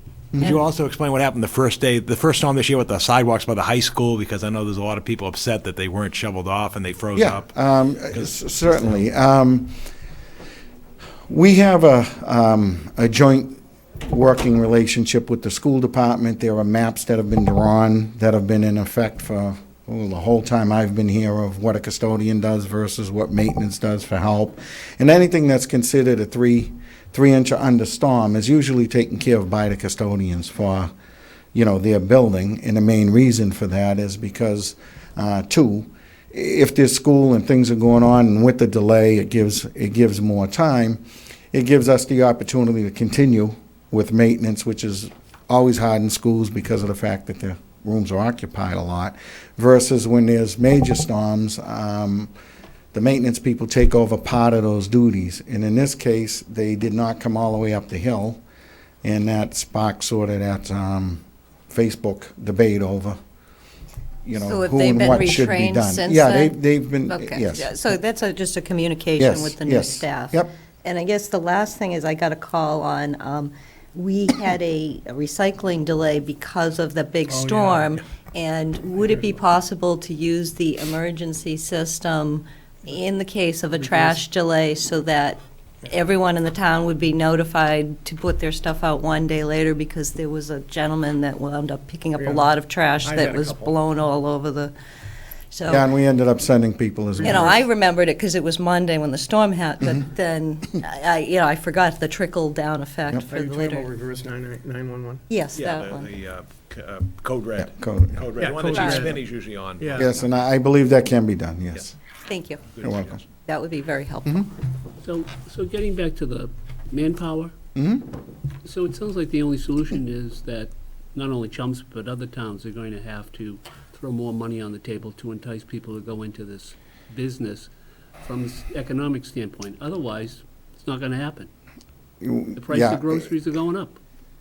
To a point, yes, and it would have to be sort of an across the board, because we look every year and we look at what others are doing and we stay within that confines to make sure that we're all there. The other issue you have, which is a little bit worse on the Chelmsford side, is you take a city like Lowell. If you're a subcontractor to the city of Lowell, when they call in their guys, they call in the subcontractors. We start out with because we have enough men and do our own sanding. So we use no outside contractors to sand. And then after a certain point of a storm, we start to call in hireds. And then if we have the ability, after a certain amount of hours to, take them offline and do the final cleanup ourselves, we do, which means that, Chelmsford is trying to do it at the best we can for the town without spending all their money, and some just bring them in from beginning to end. So, in some cases, we may lose a driver to what they consider a more desirable situation of, getting 12 hours instead of 8. Well, it sounds like it's going to get worse. Yeah, we, like I said, for as we said in the letter that Joe wrote, nothing will not get done. The difference is if you see a plow at 6:05 in the morning, and normally it takes maybe an hour or so to get through that person's route, it'll take longer. So that lag time between the first time you see them and the second will vary more than it did. And I guess while we were on the topic of communication, if someone were to see snow that's being plowed in an inappropriate place, or they're seeing that things are getting cut up, or something, what is the best medium that we should use to report this? Is it the town track it? Should people be calling the police? Should they be blasting it all over Facebook? Yeah. Just what? We don't what would follow we- Facebook during a storm. No, I understand. But- No, what would we prefer? But that would be a violation of the town bylaws, so really, they should notify the police. Police. If someone's out just pushing snow into a street. Oh, yeah, yeah, Oh, yeah. yeah, Yeah. definitely contact Yep. the police. I thought you meant going on Facebook. No, no. I'm just No. We'd like to do that. Yeah, right. trying to get a little levity here, but all Right. right, thank you very much. Right, yeah, okay. All set? Thank you. Should we re-advertise? Well, our signboard was still out, and at this point in time, I don't think there's anyone, Yeah. left out there unless someone decides to buy a truck and, Yeah. Do you have any looks into it. walking jobs, like high school kids and stuff like that? No. No? No. Okay. The problem we have is, we even put out one this year for looking for a couple of snow shovelers, and the Yeah. problem with that is you do need a license because you got to get from one to the other. We can't be, if I'm taking a guy to drive him around, I'm kind of defeating one of my purposes. Right. Yeah. When I was a kid in another town, they used to hire about 10 high school kids. Mhm. And last question for you is, do we have one of those giant snow blowers? A lot of towns have those. Sidewalk plows? It's for removing snow, like in the center. Oh, you mean a melter? Or a No, it's not a melter. It looks just like a snow blower, except it's 90 times bigger. Yeah, no, we have, know what I'm we talking have them on our sidewalk plows, but we don't But, have, yeah. no. But they have big ones. Right, Yeah. right. Actually, it wouldn't help much in the center because we wouldn't have a place to go with Where would it. you So push that's why we use the buckets and put it in the back of the trucks when we have Yeah, to remove it. yeah. Okay. We're not fortunate to have an open space to, to put it in. Yeah, okay. Yep. Thank you. You're welcome. Thanks, Gary. Okay, Mr. Chairman, the next item is the Department of Housing and Community Development subsidized housing update. Again, just communicating with the board and the community, we did receive the correspondence. They're doing their updated measurements of reports for the community. As you can see, for Chelmsford, right now they have us at 1,051 units, and that's a 7.72% ratio. Obviously, the goal is 10%, and it sort of bleeds into the next item. That 7.72 obviously wouldn't include some of the units that were just completed over at Hillside Gardens, that was just completed on Littleton Road, and obviously it does not include now, at this point, the Mill Road project, because that's after a year, if there's no permits pulled, it falls off your list. So that's why if you say, well, why are you saying it's 7.72 at the state level when we're often quoting a number in the eights? Because, to our knowledge, we believe those projects are forthcoming. And then related to that, since our last meeting, we have had filed two items pertaining to affordable housing. The first is the proposed Beaver Brook affordable housing project. That's the better known, probably more commonly known as that big giant dirt pile, the corner of Littleton and Hunt Roads, as you're in that area of town. That's an 84-unit rental project. Mass Housing was on the site today. Evan Belansky went to the meeting. It took less than an hour. They didn't, obviously, as one would expect, didn't seem to come across any major significant issues with that. So we anticipate as there'll be a comment period. Perhaps we may have the applicant come before you. It's not a local initiative project, but you will have the right to comment on the application, much like we did on the next project I'm going to describe, which is the smaller affordable housing 40B local initiative project at the corner of North Road and Dalton Road. That was filed today in the Board of Community Development Office. The Board of Appeals will be holding a hearing a month from now on January 19th, will be the opening of the hearing on that project. So I just wanted to let the board know about that at this time. And as you heard at the last meeting, we anticipate that this is just the start of what we could see a few others. Again, I won't repeat what you heard at the last meeting from the Housing Advisory Committee and John Edward. Next one is, since our last meeting, you did vote the classification. We have obtained tax rate approval. I guess the good news is the rate was lower than the estimate that was provided by the assessors at the last meeting. The rate is $17.92. I believe the current rate was $18.03, and the estimate was $18.04. So that is the rate. The assessors and the treasurer collector's office are right now processing the tax bills for issuance. They will go out next week prior to the 31st of the month. And for, to the community, those will be your third quarter actual bills. So basically, at this point, the amount that was raised for the community in the past year was $132.6 million, of which the tax levy was $94.1 million. And again, that's $17.92 is the rate. All the values are now final. And again, if people want in advance knowledge, they can apply the 1792 with the rate that's available now on the assessor's website. But again, the bills will be going out next week. Paul, I saw two different rates. One was $420 for the Yeah. average house. Was that wrong? That was overstated because that was based on the estimated rate from the previous, from the Okay, so 1804. what's the average house? About 385. 385 was what It was the 385? 385 was the Oh, I average, thought I had was seen the the average number value. down closer to 225. No? Okay. And again, that's single family. Okay, final item I have is pertains to the Lowell District Court decision regarding the Valerie Dunleavy Kopaz dog order.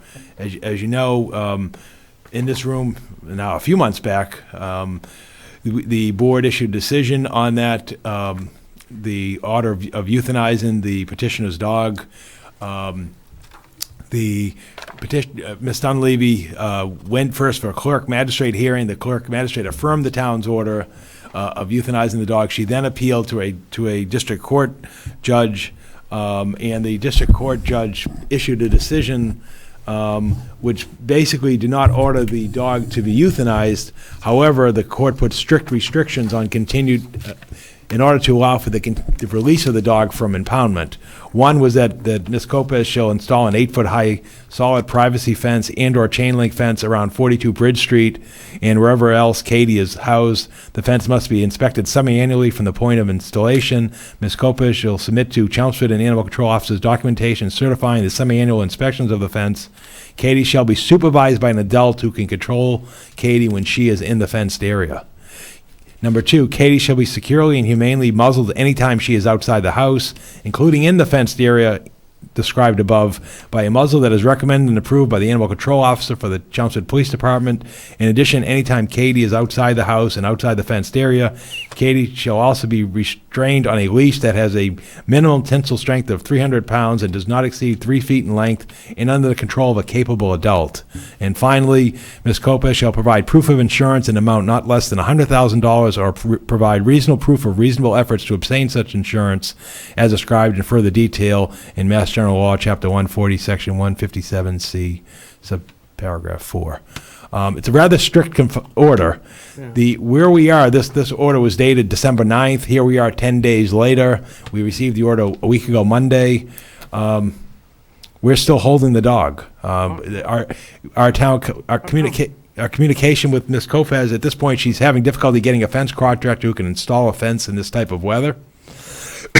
We cannot release that dog unless it conforms with the court's order.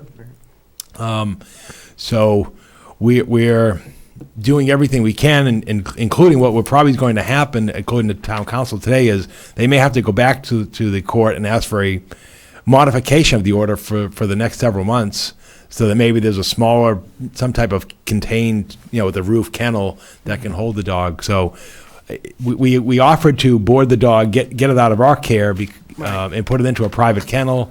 She informed town council today she cannot afford the cost of the expense of boarding it at a private kennel until the springtime or whenever this can get done. She doesn't have to do the 2 foot down in the ground thing, does she? Yes, it has to meet an State 8-foot code. state code. 8 foot, but Yeah. it doesn't have to be 2 feet down Yes, it into does. the soil. I think it has to meet the conformance of That the order state doesn't- law. That order doesn't say it. It's a state law. But they That order didn't say it. I thought the state law was 2 feet down and 6 feet high. I don't know about that. We'll conform with the Completely order. We'll different conform from with the the order, Bob, but the bottom line is she's having difficulty getting somebody out there. Obviously, Christmas week isn't helping either, and the cold conditions. So Right. I just want the board to know that we continue to hold the dog. Where is he? It's still at the pound. Oh, he is still at our Yeah, pound? still at our pound. And it's been there for a couple months I'm now. not the chairman. But the chairman. George, Glenn. How is this dog doing? I mean, We've had the dog evaluated. Do you have anything to say? We've had the dog evaluated every couple weeks to check regarding its welfare in terms of the psychological condition of the dog. But Honestly, the dog is doing better than the people are in this case. Okay. including probably the stress on the animal control officer, quite frankly. I 'cause mean, it's a 7 day a week. yeah, I mean, he's there every single day. It's like being under virtual house arrest because you can't go anywhere. because we got to be there to take care of the dog at least twice a day, sometimes 3 times a day. It's very stressful. I mean, you're getting the death threats, you're getting the phone calls, you're getting the emails. Yeah. I would love for this dog to be relocated somewhere just to take the stress off our family. I can imagine. We voted to have the dog there at our expense. And it's been there for a long time. Now there's a court order, but now we can't fulfill the court order because we can't find a contractor who can do this, all right? At the same time, you know, it's part of the case that, you know, this house is being foreclosed on. According to the paper, it was a notice. You know, there has to be an end in sight for the expense the town is going to. Well, we're supposed to be talking about this later on in Yeah, executive this session. will be a matter for executive session, because there's a potential for appeal in this case as well. That's right. And it's just 30 days to appeal Appeal? well, the owner to appeal as well. Oh, okay. Just 30 days from the December 9th date to appeal, and then the question is, how long would it take for an appeal to get heard? Yeah. So we do have an executive session on this because of the Is part of potential the, litigation. is part of the edict that the dog can be out on a chain? Yeah. As long as he's on the chain, with an adult, with a muzzle, he can be walking around Yes, that's what it says. It says, or in the house.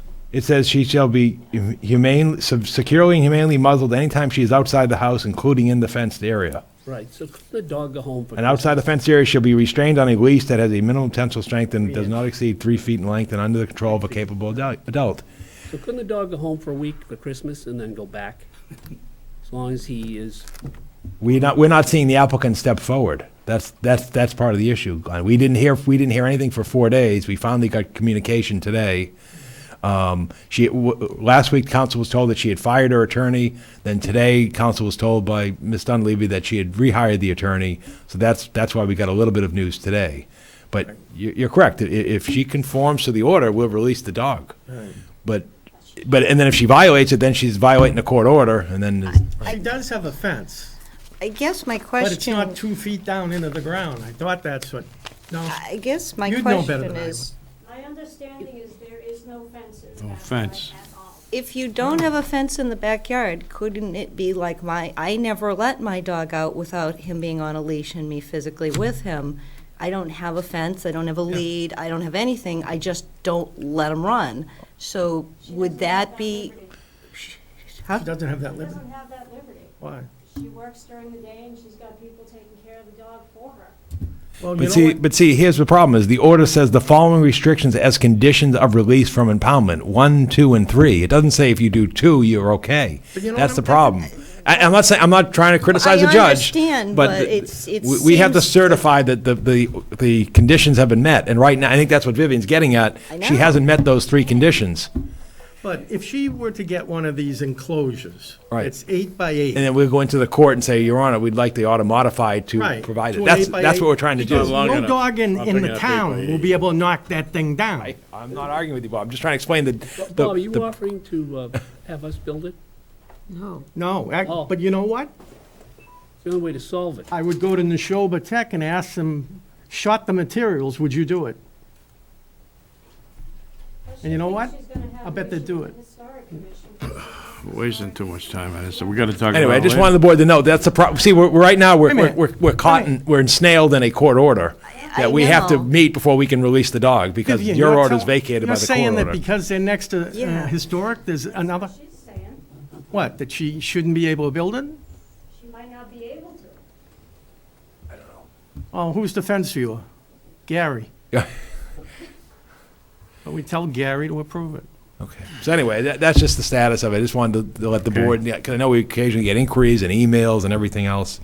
Well- That's all I have under my report, and again, we have a few appointments. All right, the first one appointments, is the yours. first one is Copeland and Pages, right? Yeah, But the town council, that's your appointment. Right, but, I mean, this isn't for a specified period of time, right? Your appointment of town council expires the end of this month. So you asked me at the last meeting to put this on the agenda for action this evening. I Okay. think we should extend it. To when? You need a, March 31st. So the And then we would- incoming, and then we would do our interviews when? In February? So We that, could. so that we could We have could, a if we new- get something in the paper, yeah. Well, I You think, got all of January to do that. Okay, well, that's kind of what I'm questioning. Okay. So that we don't have to do another extension, so we don't have to, Oh. so that by March 31st, we either say you're renewed or you're not. Right.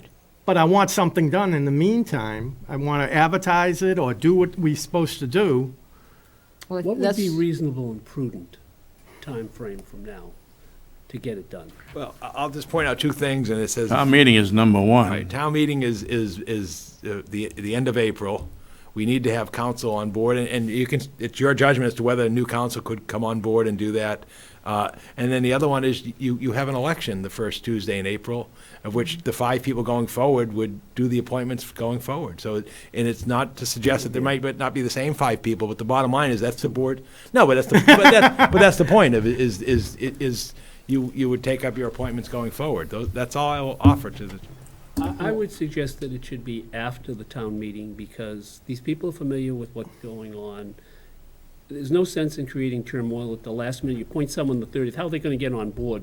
Right, because we have motions and articles, and this is. I would But they say- prevented the thing all the is, turmoil Glenn, at the last town The meeting. thing is, I talked about There'd be this, no worse turmoil. I talked about this when you first came on the board. Yes, I And they, remember. and people, Paul specifically said, no, you don't want to do it now because, Fall town meeting.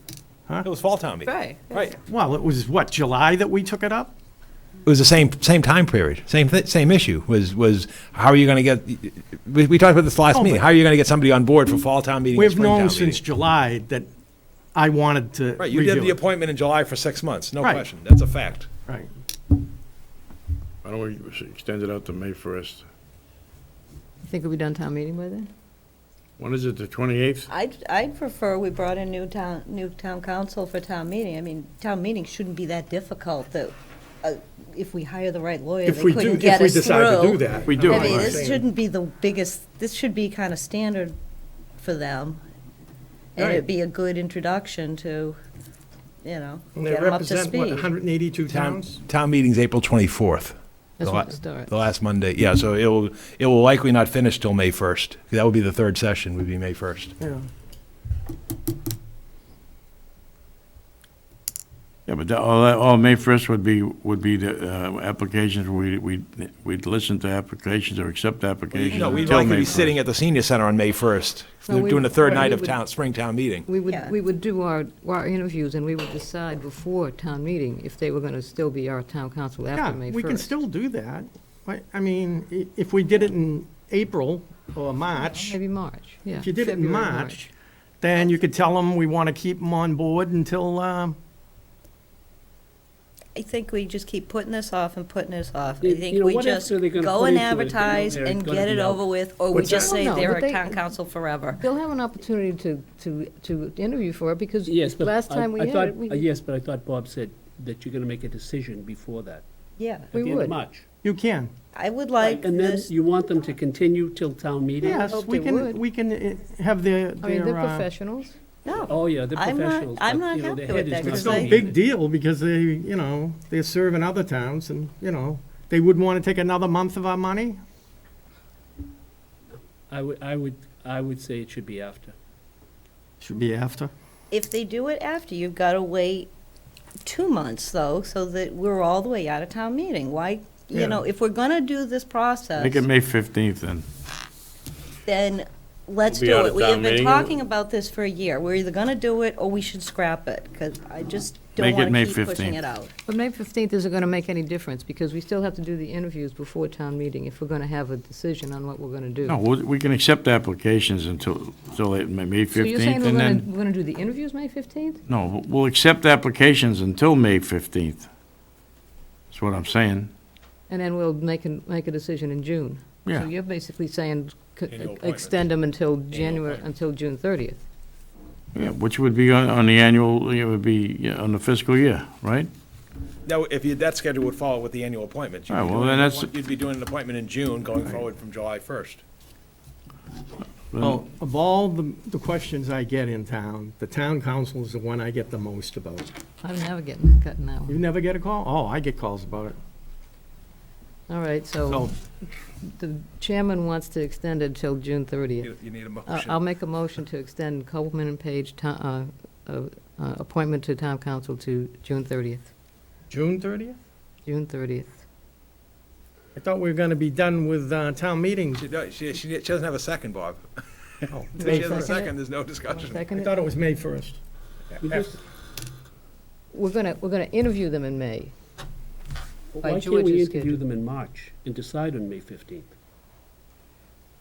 It seems stupid to wait. Well, We're talking then, 6 months but away. if there's any change of the board, then you're doing your interviews with Right. one board, and you're making your decision with the second, and that is And you a might waste of be- time. And, If we're gonna do our interviews in March, we should make our decision. It has So- to be the same board.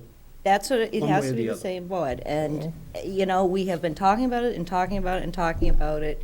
It's gonna take X number of months, start now, or what's the point? We're just This- gonna roll it over and we'll do it in June, we won't be ready, and we'll roll it over again. Paul, when John Curlin was on the board, when did you do it then? It was, I think it was in the summer. It was in the summer. I think it was like Well, August. summer was like August. Then I could use his excuse that fall town meeting is coming up. No, but we made the decision in August. Yeah. It wasn't like, the decision wasn't made, the warrant wasn't We closed. probably interviewed in June and July, because it was the same thing. It was after we did the appointments in Right, June. right. He Raised the concern at that raised the time. concern. We didn't, renewed them Yeah. just for a short term, and then we did it quickly. We did it in a couple of I months. just think it's good to review these things after so know. many years. 'Cause Well- we had a town council years back that was forever, and he wasn't doing nice things, so. What that's are we all- going to do? that's Is all I I'll made say. a motion. Is anybody going to I second? second the motion. Okay, we do have. So a what is second. the date? June 30th. Interview by June 30th? No. Oh, We're The going appointment to will extend. expire. We're going to extend to June 30th. okay, that's fine. Uh, So technically, we're not going to entertain looking for a new town council till when? Well, according to George's schedule, in May, May? right after town meeting. But I What won't be about- chairman. What But- about having the board that sits, making this decision, be the same board? We have to make an appointment Did he say now that? of the town council, right? So we're gonna extend it to whatever date. I Yeah. don't care. If you want to get this done in this term, since this is something you've been talking about, we have to make a decision for March 31st. Otherwise, then we'd, just Right, roll it into yeah. the regular and. But it'll still be picked by the next board. Board. Even on March 31st. Not I mean, just- necessarily. No, that's the election will not be what over by the time we have another meeting. Well, not if we did our interviews in say, February and did the. Right, then we'd have to The election's get it April started 4th. now, that's what I'm saying. April 4th. April right. 4th is the election. So it could be the last meeting before the election. Oh, we've Or we could extend it. I mean, we just need to make a had more decision. Why don't you controversial just call for a decisions than vote? that. You made a motion. I made a motion. You got a Len- second? Len seconded. We've had plenty of discussion. Any more discussion? No. All in favor? Aye. Aye. Opposed? 3-2, Vivian. June 30th. All right, thank you.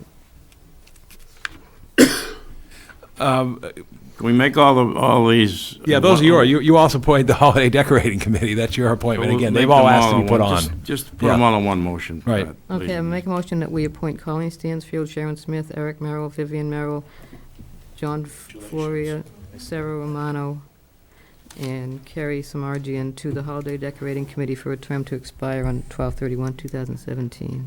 I'll second. Discussion? All in favor? Aye.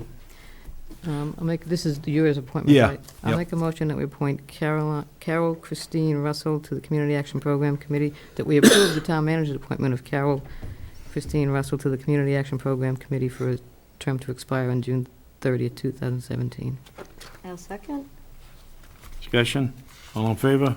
Aye. And I'll make a motion that we approve the constable's appointment of deputy constables Judy Goffin, Andrew Weiner, and Bill Martin for terms to expire on 12/31/2017. Second. Discussion? All in favor? Aye. Aye. Okay. Then we got Meeting minutes. Minutes, executive session. executive session minutes. Just one question about the constable. There was some discussion in one of our meetings that you wanted to appoint someone rather than That's for elect the someone. constable, not, No, these are deputy constables. Right, but the constable themselves, Yeah, he's in the No, charter. that's the charter review committee. that's part of that? Yeah. Yes, Charter review yeah, committee, yeah. Okay. Make a motion that we approve executive session meeting minutes for September 26th, not to be released. I'll second. Discussion? All in favor? Aye. Make a motion that we approve executive session meeting minutes from October 3rd, not to be released. I'll second. Discussion? All in favor? Aye.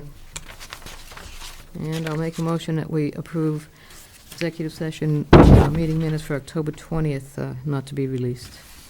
I'll second. Discussion? All in favor? Aye. Um, You abstain. Yeah, I was abstained, yeah. Okay, so that's 401. Is that what it is? Or just just 4-0? 4-0, one abstention. No, he wasn't absent. Yeah, he's abstaining from the vote, yeah. It's 4-0-1. 4-0, okay. Now we get, And we don't have liaisons on the. I know it isn't here, so I was gonna. We could skip it. Yeah. I know Bob wants to wish everybody Merry Christmas, so we'll do liaison assignments. Go ahead, I'll go first. All right. First off, that I want to announce, as I announced earlier, that on June 3rd, I will be taking out papers for... June 3rd, okay, that's good. January, not June, Bob, January. What did I say? I said June. I meant January. Get everybody excited out there. January 3rd, 2017, for re-election to the Board of Selectmen. You'll be hearing more from me, but I just feel that I could serve, as I have served in the past, to represent the people that aren't always represented. So I'll be doing that on January 3rd. Second thing is I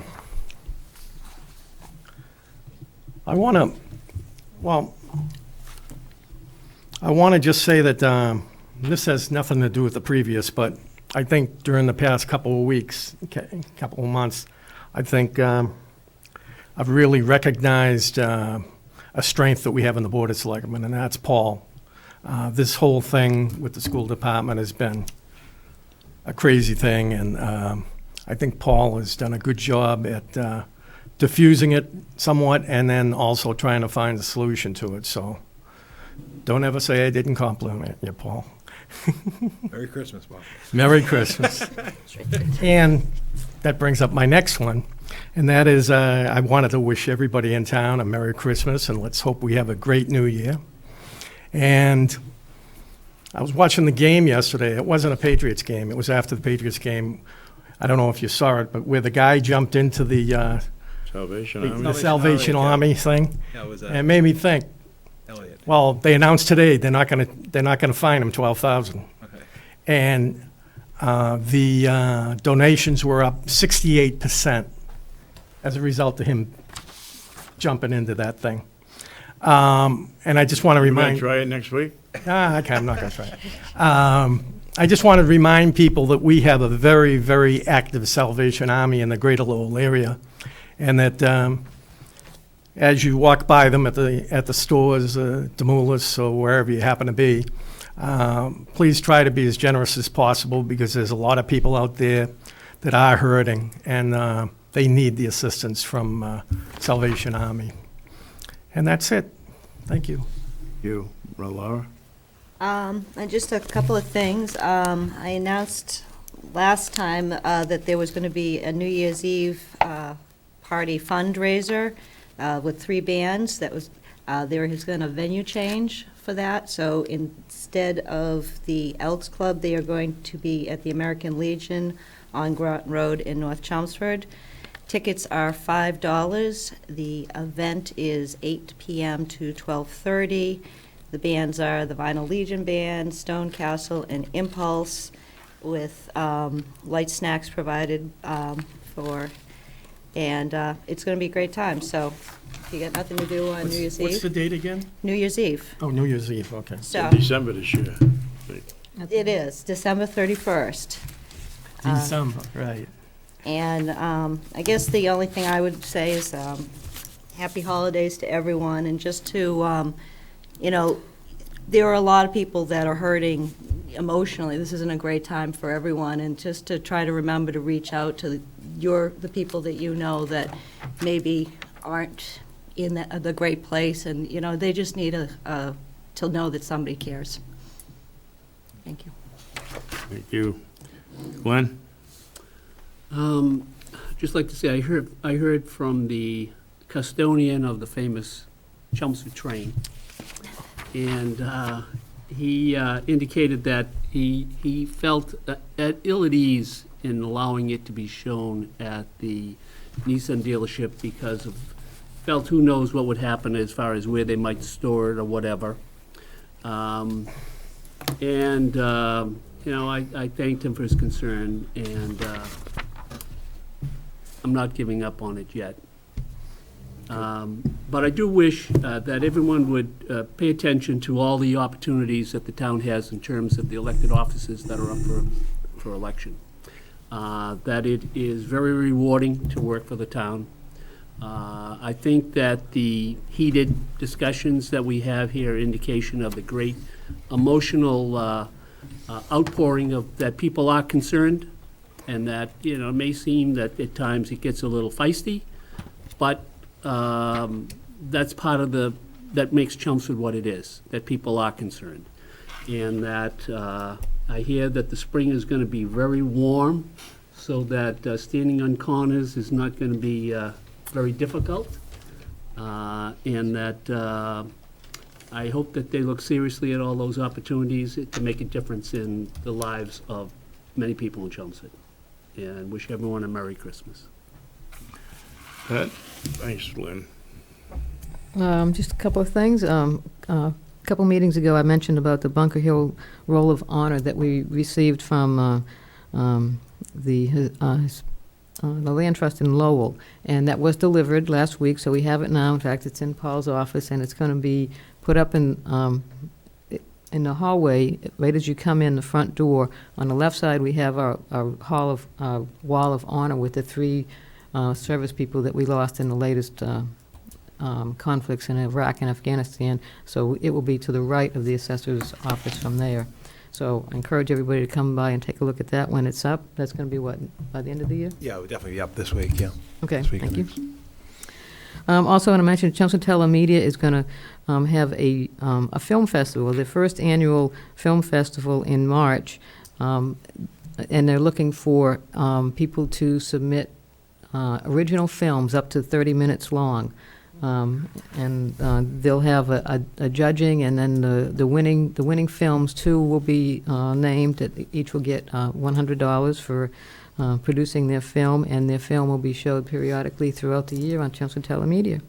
And while we're on that, I just want to congratulate the two newest members of the Chelmsford Telemedia Executive Board. They were elected last week, and they are Matt Hansen and Daisy Zouzis.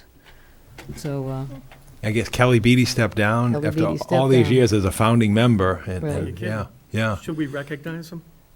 He's actually going to be coming into one of your meetings on MOA, so yeah, we'll see him probably in a month or so. Did we ever recognize the two former selectmen from last year? You mean as far as getting chairs? Yeah. They did, didn't they? Yes, they did. They chose not to come Oh, publicly, okay. yeah. Okay. No, I just want to make sure we fell Yeah. through. And also, I'll just echo the Happy Holidays sentiment for the upcoming several weeks. Yeah, thanks, Pat. Yeah, I just would like to wish everybody a Merry Christmas and a Happy New Year, and hope everybody stays healthy, warm. Any press questions? Tonight? Boring night. Boring night. Okay. Okay, we have a motion to adjourn to executive session. I'll make a motion that we adjourn to executive session for the purposes of discussing strategy with respect to litigation in the case of the town versus Valerie Dunleavy Copaz for the dog ruling, and also for disclosure and consent requested by town council in connection with the town of Chelmsford versus the town of Chelmsford in connection to the asphalt plant, not to return to open session. I'll second. Aye. Aye. Aye. Aye. Aye. 5-0. Thank you. Thank you and good evening.